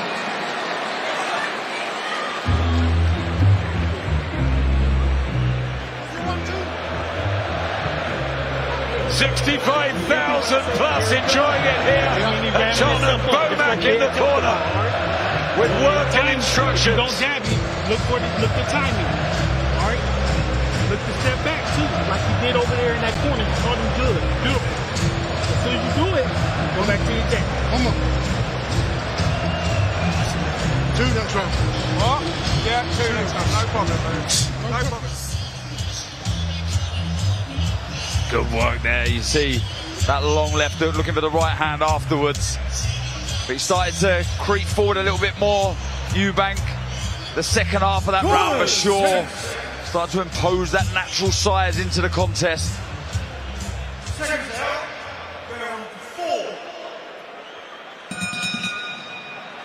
Into the 4th round we go of the rematch of the year after their classic in April. I think we all knew it wasn't going to be the toe-to-toe war and slugfest again. more intelligence being used. They're thinking about this, trying to execute the game plans. Conor Benn just opening up. Eubank is getting messy. You spoke too soon. Well, that's it. Can they contain themselves? I don't think so. Especially if Eubank can crawl a few rounds back here, and I think he's down at the minute. If he can crawl a few rounds back, then it becomes a bit more tight and panic, and they will pull the trigger. Let's bring Carl in. Have you given Conor the first three? Yeah, 3-0 up, and we're halfway through a minute in this round, and he's winning this round again. So Eubank needs to do something, or the fight's going to get away from him very quickly. His jab isn't working at all tonight. His jab is terrible. Even in close in the clinches, Conor Benn looks a lot stronger than Eubank, which is a surprise, considering he's a much bigger man. But I think he's boxing very, very well at the minute. One of the things we assessed during the week was whether Benn would come on from having his first 12-rounder at middleweight, and whether Eubank can come back from what happened in April, because it was an exhausting night for him. Yeah, it was, but it looks like Conor's learned a lot, and Benn maybe not so much. Sorry, Conor's learned a lot, and Eubank maybe not so much, but he just needs to get going. Barry said it earlier on, it's almost like he needs a slap in the mouth to get going, or a punch or something, but this fight so far is starting to run away from him. Well, I mean, and fighters will know this. You understand, and you and certainly me. So, I know sometimes you just don't feel it. You get almost like you feel like in a daze, and you need a slap in the face or some of the shoulders you to get you back into gear. It looks like that thing, like he almost like he just doesn't feel it tonight. He can't get his flow together. Didn't Ronnie Davis give Senior a slap when he fought Steve Collins? Numerous. He's changing right hand there. Really good right hand. Took it well, though, didn't he? Eubank.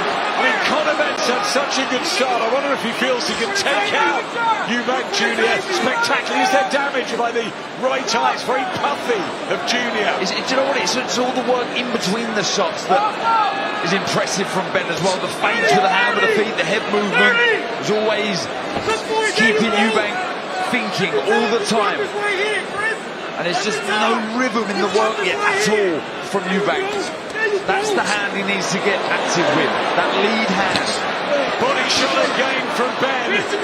Nothing much landed from Junior.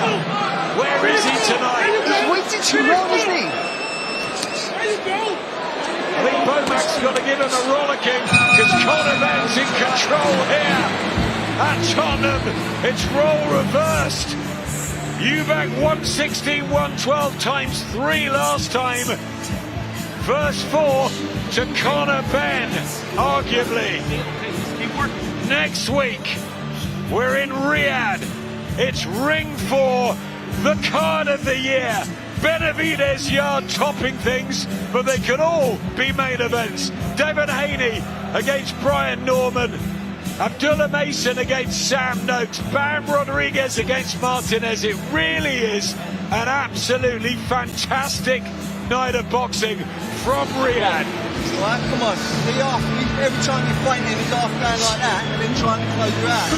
Look, when you feint him, let your hands go. Right? Tony Sims and Conor Benn, who've been together from the beginning, and they've come up with a game plan for tonight.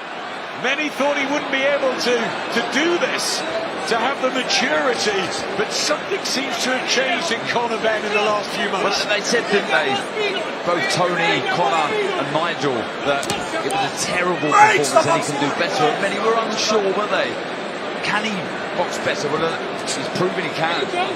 Good education behind his work. There's a better jab, though, from Eubank. Eubank trying to get the jab going. Benn beats him to the punch. I really do think hand speed has been a problem for Eubank Jr. as he tries to get the jab going. Body shot again from Benn. I got to be honest, Benn's boxing really well. He's doing all the right things here, but Eubank looks like a guy. This is one fight too many. I'm impressed. It does, just you get in there, just the points just on. Your body's not doing what your brain's asking it to do. It's the one question I thought beforehand, whether when he gets in the ring, even he doesn't know. Sometimes it's not there. I remember David Hay telling me after the second Bellew fight that he just couldn't get the legs and the arms going. But also Benn's boxing so well. I don't want to take any credit away from him. He's using the jab that he didn't do in the first fight. He's throwing in combinations. He's taking his head to the ring. He's punching with conviction, and he's not overreaching too often. Changing the levels with the shots, jab upstairs, right to the body. Lots of variation, and it's really surprised Eubank. 7 years younger at 29, Conor Benn. But Eubank is a proud man. He's a warrior. He's a tough guy. Only Liam Smith remembers stopping him. Lost to George Groves and Billy Joe Saunders in a long career. But he's a real warrior. Tell you what, this doesn't seem like there's anything in the shots from Eubank. No power whatsoever. Could he have overtrained? Could he have left it in the gym? I remember Amir Khan going over to Beaumont before the Kell Brook fight, and it wasn't there. That's a nice jab, Barry, where he shoots down, he bends the knees and fires that jab from the hip. It's better from Eubank, having more force in the left hand. But even then, retreating back, giving away the space for no reason. I mean, once he's being outjabbed by Benn, you know there's a problem, I think. There's a right hand as well, and part of the jab. And another one. Back comes Eubank. Well, here's the pockets of fire. We watch a jab to the body. Again from Benn. It's calculated, educated. It's impressive, this from Conor Benn. Back comes Eubank. He's not going to go quietly, boys. Here he goes. Here he goes.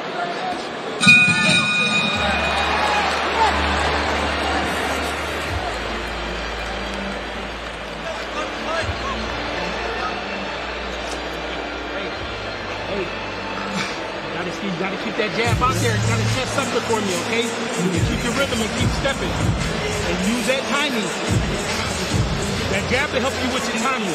That jab will help you. That jab to the chin will help you see where he's going. You hear me saying? You bring me something behind that jab, if you just touch it, you'll see where he's going. Then we'll go back to it. Deep breath. It's a lovely solid jab there from Benn, staying nice and low, punching up makes it harder to defend, and stepping behind that jab, getting all that weight into that left hand. We spoke all week all of us about the importance of a solid left hand for both fighters, especially Conor Benn, and he's used it tonight with so much good effect. The Benns have never had a victory over the Eubanks. 2 defeats in that draw at Old Trafford back in October 1993, in the rematch for the dads. Conor Benn again with a fast jab. What can Chris Eubank Jr. do into the 6th round and yet to really get rolling with his own work? He's just not been allowed to get any momentum on the front foot at all. Can't get in the rhythm with the jab. Oh, that's the right hand there, just bounces off the chin of Benn. The way it's going at the moment, Benn's almost going down to 147 again, down the welterweight. Now he might want to stay up here. That might have been kidology as well. You just don't know in the build-up. Maybe Conor feels a very strong middleweight. Eubank Jr. has flit in between super, middle and middle. He wants that big fight maybe with Canelo next year. He's got to get through Conor Benn first. And dare I say it, if it's one apiece, we're going to a trilogy in 26. That was a better right hand. I was just about to say before, these are just arm shots from Eubank. He's not turning the back foot, the hips into anything right now. But that was a better shot. He used the momentum of Benn to generate the power.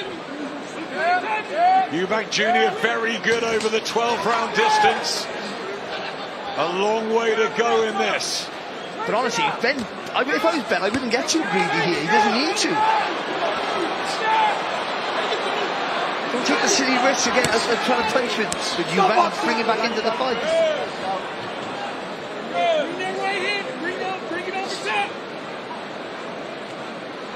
It's a different spectacle to April, but it is very intriguing. It's one you just can't take your eyes off. Yes, you're waiting for Eubank to do something, aren't you? Like he's almost rolling him into a false sense of security, and he's going to explode with something. You also feel Ben at any point can land something really heavy, certainly with that right hand. The way he dips low when he throws that jab, to put all that weight on that back leg, to throw that right hand over the top. Stop boxing! Even that. I mean, he just sort of pushed Eubank Jr. down. He looks almost tired. There's just a feeling that maybe the strength is not there tonight. Conor Benn's body work's been good. He seems sort of stuck in the mud to me, Eubank Jr. Right hand from Ben. He's lethargic, he looks in there, and that's usually down to weight issues, usually. I'm not saying that is. And there was the video, wasn't there, of him losing all that weight before the weigh. What was the purpose in that? But you tend to think he just, you know, everyone struggles to make weight, but he's over-advertising it, but I do think that might be an issue. But still, Conor Benn's taking advantage of every frailty and boxing really well, and boxing with discipline and to instruction.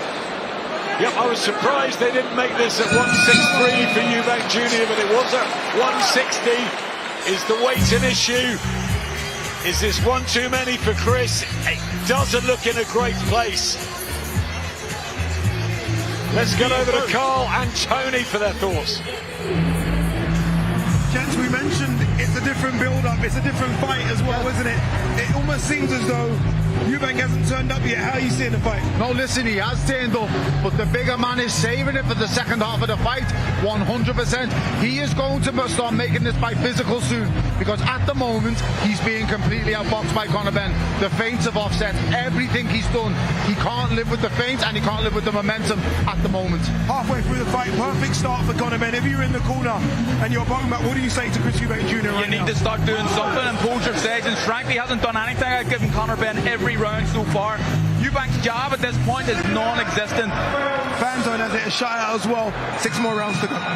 He's very slow off his stool, Junior, and Conor Benn is right at him, right hand. And I wonder if they're thinking in this blue corner of Conor Benn whether Eubank could be taken out in these middle to late rounds, because at the moment he looks a bit of a sitting duck, and it's sad to see. Yeah, you feel, don't you, if anyone's going to come on strong, it's Ben. He's going to build on this platform that he's built so well. He's come up with intent here. He's making a mockery of my prediction. Absolutely, I thought Eubank was going to get to him late. I really did. I think a lot of the questions before about Ben's, chance of winning is all based on, what ifs. What if he dazed over? Like, look at this, fan zone. Fan zone, one even round. One even, have you got it, boys? Yeah, it'll be similar there. You could give maybe Eubank a round, and that would be enough. That would be the most. Body shots from Conor Benn. Can Eubank meet fire with fire? He's a puncher, 25 knockouts on the record. He's normally found a way, Junior. But he's a volume puncher at the minute. He's not a single knockout artist. I think he could do it, but there's been no signs of it, anything at all. If anything, he looks the weakest I've ever seen him. Yep, it doesn't look comfortable in there at the moment. Into the 7th, rounds ticking by fast. Conor Benn light on his feet and boxing the fight of his life. And again, I love that he's not getting too greedy. He's exploding with his combination, but he's resetting, making sure he's ready to go again. His solid work and not being reckless like he was in the first fight. 3 shots at most. Sort of jab right to the body, or throw a 1-2. Not getting carried away. Keeps moving his head and feet afterwards, but again, doesn't feel like there's that pop in the shots of Eubank. Just hasn't got going yet. Totally out of range there as well, and another body shot from Conor Benn with his combinations and the lightness on his feet tonight, Ben. Sharp, both in attack and in defence.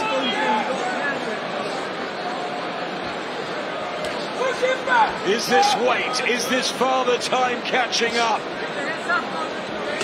Conor Benn again with a body shot. Even there, not that, but the combination before, he hit out with the right hand, Ben, but he came out and he was a target that he hit. He was a free shot there, and Eubank couldn't pull the trigger. Eubank waiting again. What is going through his mind? Eubank comes back and then says, okay, let's go to war. Fans are loving the end of that round. They're talking to each other. Conor Benn is full of confidence. Come out. Hey, pick it up. Start. You gotta pick it up. You gotta make it into a fight. You gotta make it a fight. Leave your leg in here, see? He keeps coming back with the left hook, yeah? Right, Conor, listen to me now. See him? He ain't got nothing left in the tank, mate. Yeah, I mean, what a fantastic start, or first half of this contest from Conor Benn. Boxing beautifully, picking the shots well. That's a nice jab, but generally it's been everything from Benn. You know, the composure, using the right temperament in this contest, and you can see the body language on point. 50 Cent enjoying it. Crowd are loving that. What a shock, surprise, brilliant from Team Eubank. Father and son together, it's so good to see. Chris has had nephew Raheem in training camp with him. Expecting twins, he's going to be a dad. Conor Benn, father of two, of course. It could be another generation of Eubanks and Benn in 20, 25 years' time. But for now, this is the fourth fight in the history. And will there be a fifth? Eubank Jr.'s got work to do.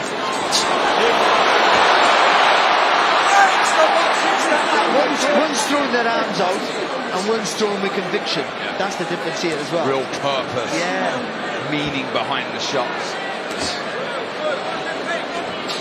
25th fight of Conor Benn's career.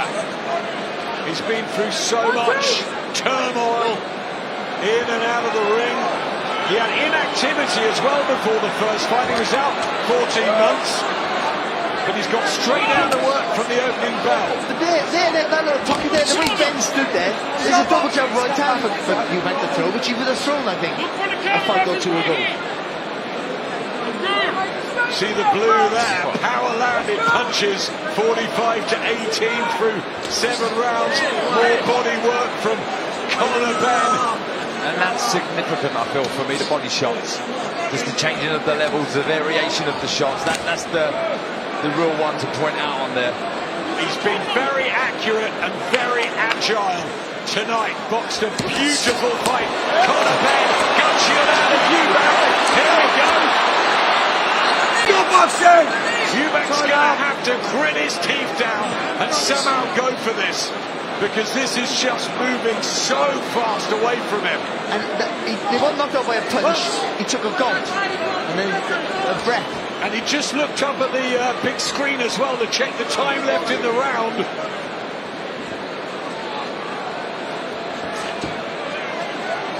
Can't get his jab going, Junior. Can't get anything going. You really do feel it's a combination of everything. You know, you mentioned about Eubank getting old and it being just one fight too many. That last fight, what did it take out of him? But you've got to give Benn so much credit. There's so much more thought in the work from Conor Benn. Back comes Eubank with a body shot. The pride, the machismo, the name, everything. He'll fight as long and as hard as he can. And that's why Benn has to be disciplined here now. Don't allow him into the fight. Don't engage with him. Do your work, take the step out from the side, take an exit to the left or the right. Again, Ken Parker has a word. A no-nonsense ref. An excellent ref. Eubank with a right hand. And another one. And finally, he gets through with a couple of serious shots. And again, back end of this, Eubank, is there a glimmer?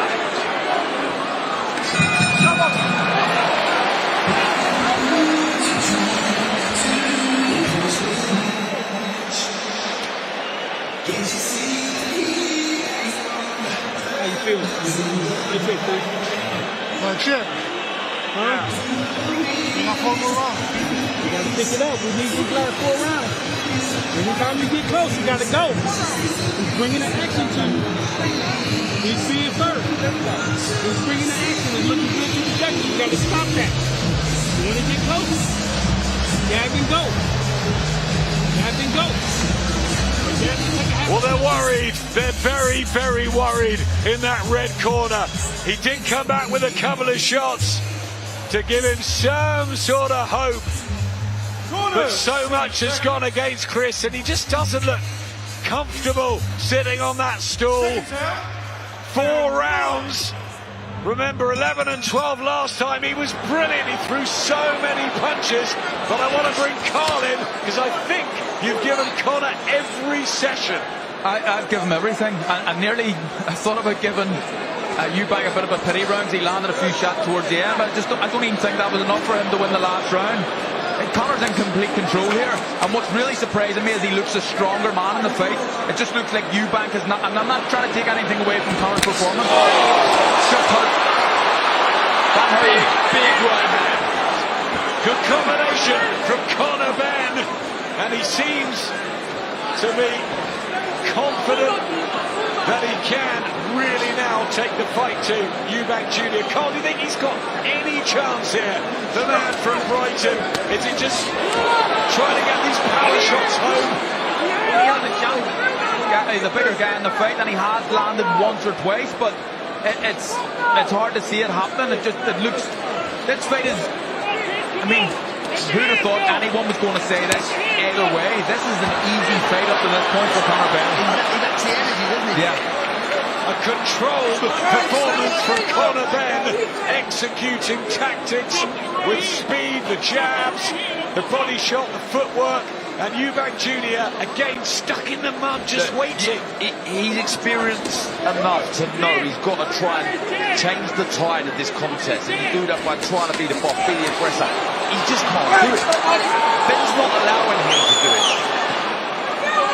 This is what he's got to do, try and hold the centre of the ring, try and creep forward. You see at the end of that last round, Barry, he landed a couple of good 1-2s, didn't he? But he's not built from that. And you see, sometimes that kicks you back into gear. You know, it gives you a little bit of confidence going back, and that endorphin sort of gives you a bit of a rush, but it hasn't worked.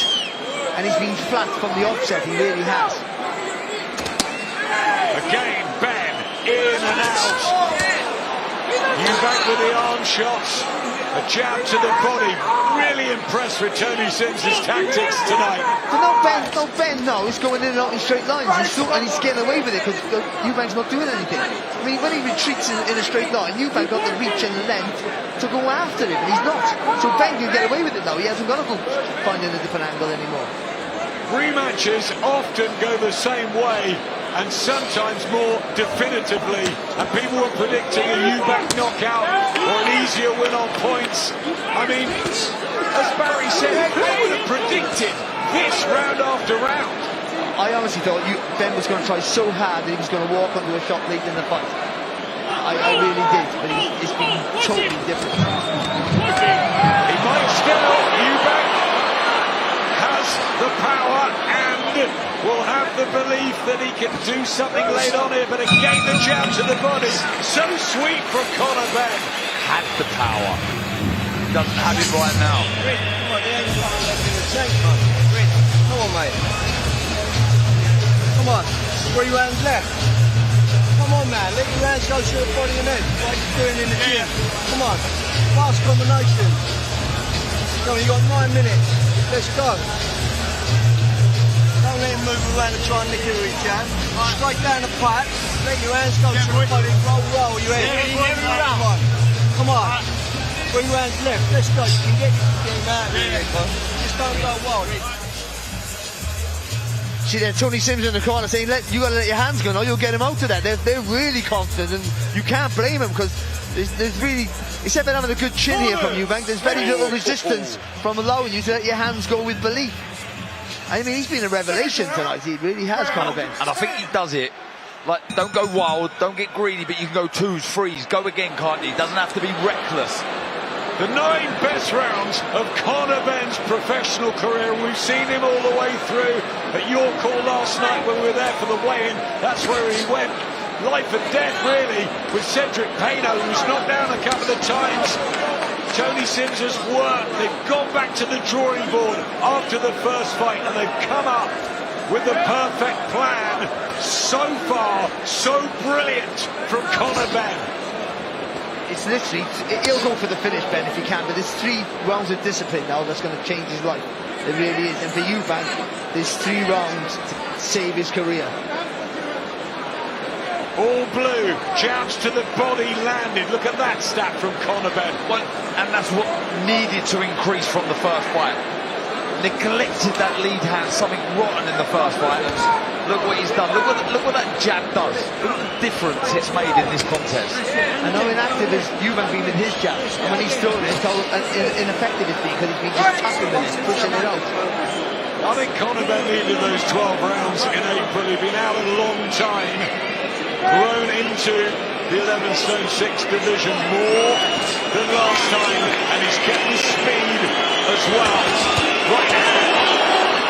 Junior has got a minute and a half for the 10th and 6 after that to find something from somewhere to stop Conor Benn. Remember Chris Senior against Botticini in Germany did nothing. Yep, and then bang. Yep. Good shot. Jab right to the body. They call that the Tony Zhao in the Tony Sims gym. Jab upstairs, right to the body, left hook afterwards. Wonderful combination. Practice time and time again. Yeah, well executed as well. Oh, great work from Conor Benn. His jab has been outstanding tonight. I mean, he didn't have one in the first fight. He hasn't had one throughout his career, I don't think. He's only in past, but tonight it's been superb. Eubank trying desperately get those hands and arms flowing, going back through the memory books a bit. And look at Benn, he's blocking the jab of Eubank with his forehand, with his lead forehand. Right hand from Benn was a good one. Eubank takes it. 25 left in the 10th round. And does Conor Benn fancy the stoppage? Just sniffing his feet a little bit. His legs were there, didn't they? That right hand. Body shot. Blood from the nose of Eubank. Conor Benn is just flowing now. Lovely left hook as well. Good shot there from Eubank there. Good countering work. Back into the round. He's done that a couple of times, Eubank. 2-0, too late again though.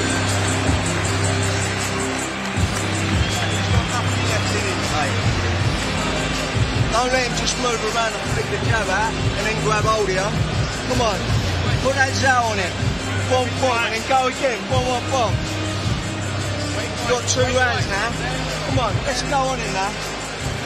Just trying to nick the last 10 seconds. He ain't doing nothing in the whole round. Trying to nick the last 10 seconds. Good point from Tony. Chris is just trying to nick the last few seconds. Impress the judges. It's what he's done 2 or 3 times. There's Nigel. Look, he knows they're on the verge of a first ever Benn victory. The family. I mean, what it would mean to them, Darren. You're close to that camp. You mean with Tony Sims, Eddie on his feet, saying, "Use your head, Conor. 2 more rounds." As if don't go for the finish. Well, it's been a shutout, hasn't it? It really has. Spots beautifully. Don't throw it away now. Championship rounds, 2 rounds, smart, discipline. And on the flip side is, I mean, what he has to find the kitchen sink. He has to find something. He doesn't want to finish his career. He doesn't want to finish his career like this, Eubank. So subdued he's been tonight. He's got to just quit that gum shield, just try and get that engine back in yourself. Barry, I was in the Eubank Hotel earlier in the week. They were so sure that he was going to shine tonight, that it will be so much clearer than the first time. So everything must have gone tip-top in training. You got ex-fighters sat next to you, I mean retired ex-fighters. You just get in the ring one night and it's just not there. And it might be the end of your career, or just you trained wrong and it happened. Carl, did you feel like that with Jamel Herring? Yeah, exactly. I mean, at the end of the first round, I felt like I wasn't the same fighter that I once was, and the sparring was brilliant in the camp. I was getting into that fight expecting to win, not just hoping to win, and I just didn't have it anymore. I think this is what we're seeing here with Eubank. Body shots from Eubank, minute 45 in the 11th. He will go out on his shield, he'll try everything. Chris Eubank Jr., he's a fighter through and through, just like Conor Benn, but it's extraordinary what's happening tonight. And he said to me in the week, if he wins the fight, when he wins the fight, there is not going to be a trilogy. That, you know, I'm dropping down a weight, I want to try and fulfill my dream of becoming a world champion. I feel with a performance like this, he could drop down and end this. Such a clean victory so far. So far. The feet, I talk about the jab, but the feet, the way he got in and out with the punches, see it there, a perfect example. He's punching, retreating with the feet as well, so he's getting in and out of distance every time he throws a combination. And that takes a lot of fitness, because you're engaging those muscles all the time to stay on the balls of your feet, but push up your back leg to generate the power to hurt your opponent. Body shots again. Eubank stands tall and strong. Body shots as well, straight rights. He's feinting all the time as well, Ben. Yeah, non-stop, constant activity. And that jab again, the intelligence he's used tonight, Conor Benn. He was devastated afterwards. We went to see him backstage in April, and he was crying, and it was just the world had caved in on him. But he's gone back to the gym, and he's got this spot on. At no point in this contest has the bigger man shown he's the bigger man. Perfect example. Perfect example, right on cue. The crowd cheer. He's the pantomime villain sometimes, Chris Eubank Jr. He's a great guy, and he's been a great fighter. But tonight has been all about Conor Benn, and it's another round in the back.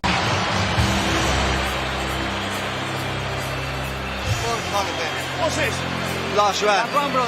Last round. Disciplina. Don't let him try and nick last 10 seconds. He's running away for the round. Try and nick last 10 seconds. Conor Benn, when he jumps in on you like that, which he will do this round, he'll lunge at you. Do it. When you step back, bang, bang. You've got to get your shots off. Half a step back, bang, bang, yeah? Don't be careless. If you want to swing, don't be careless. Keep your balance. Find it in there, mate. You've got to find it now. Bring your guard back to your pin. Okay? It's the round of your life now, man. You let the right hand go, keep this one up. You go here, keep this one up. You've got to find it. Bring the fire. You've got to have the round of your life. It's shoot or bust for Chris Eubank Jr. He's made it to round 12, but Conor Benn has put on an absolute masterclass. He's torn up the script here, and Jr. has 2 minutes 50 to turn this on its head, or Conor Benn has the victory of his life. And he proved a lot of people wrong, that he can box, he can make the adjustments. He isn't just a brawler. And he might have a flat fighter, he might have a fighter who's just wouldn't fight too many, a lot of things we've said, and I think all that is true, but you still got to do the work, and you still got to keep that concentration, and you still got to make sure you're sharp, and he's done all that. Trying to find that right hand, Junior. Credit to both guys for taking this rematch after their war, where they shared their souls in there that night in April. It's been very different, but it's been a more respectful build-up and a more tactical fight. But the tactics and the class tonight belongs to Conor Benn. As you were talking, then he just threw a little sneaky little uppercut and just span around the target. I mean, who am I watching you? Conor Benn or Ben Rodriguez? Ridiculous. Yep, the IQ, the ring intelligence, the smarts. You feel Conor Benn could do this for another 3 or 4 rounds. Yeah, looks comfortable. And Eubank just hasn't, nothing has worked for him, has it? No, if he wants to go through the gears, which he doesn't need to, I don't think he'd be able to respond to it, Eubank Jr. He landed a nice uppercut, though. But if he had it in him, that energy, that acceleration, it would have been from the belt. He would have gone, yeah. He'd gone for it straight away. Yep, he seemed flat. The energy's not been there. Whether it is a mixture of the weight or the 36 years of age, the long career, or let's give credit to Conor Benn for an absolute masterclass. Last minute of the rematch. And he's seconds away.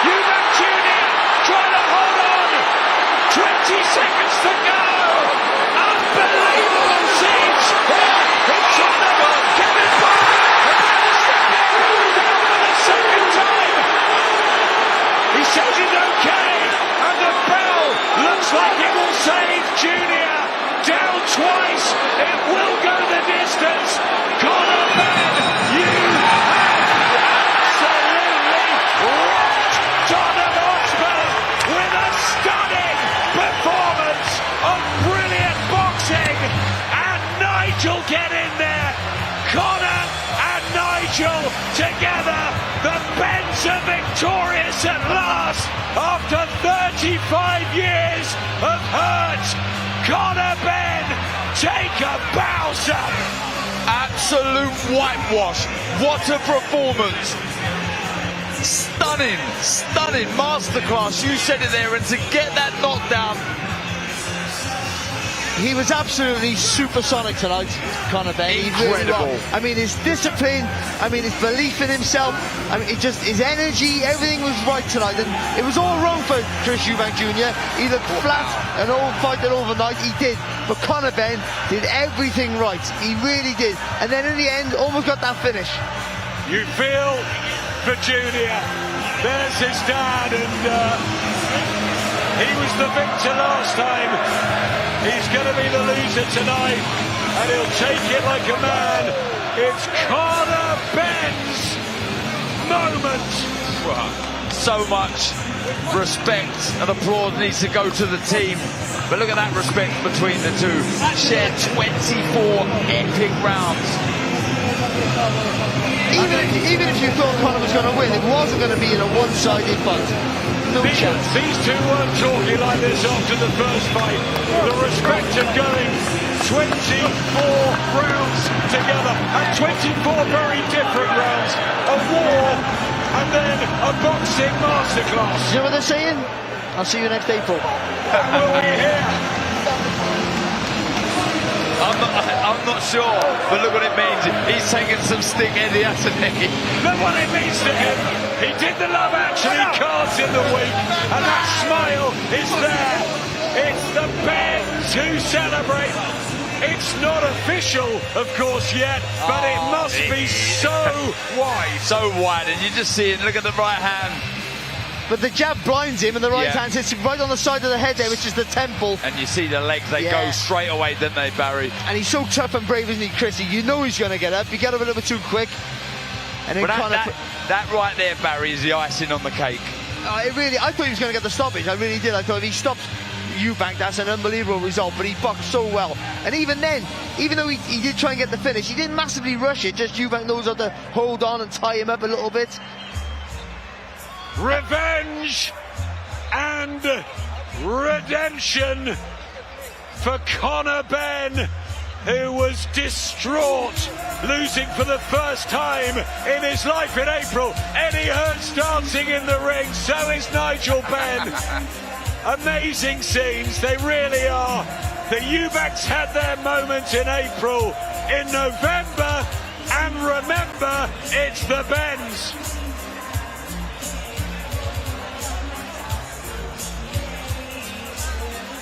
Fabulous performance. It's been a great night of boxing, I think. It's been fantastic. What a show. And that, again, it wasn't the war that the first one was. It wasn't the war we expected, but it was a brilliant performance from a young fighter who with bigger things ahead. It's been an incredible night at Tottenham. Some fantastic fights, standout performances, and Conor Benn tops it all. He's on top of the world, and look what it means to him and his family after everything he's gone through. The Benns have one on the slate. They have one on the board. Will there be a trilogy? Eddie celebrates. Last time it was defeat. This time it is Michael Buffer with the announcement. Gentlemen, ladies and gentlemen,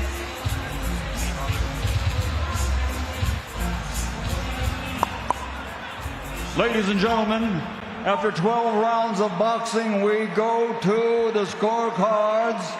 Howard Foster, 119-107. John Latham, 116-110. Marcus McDonnell, 118-108. All three scorecards go to the winner by unanimous decision. He's now defeated every man he's ever faced in the ring. He is Conor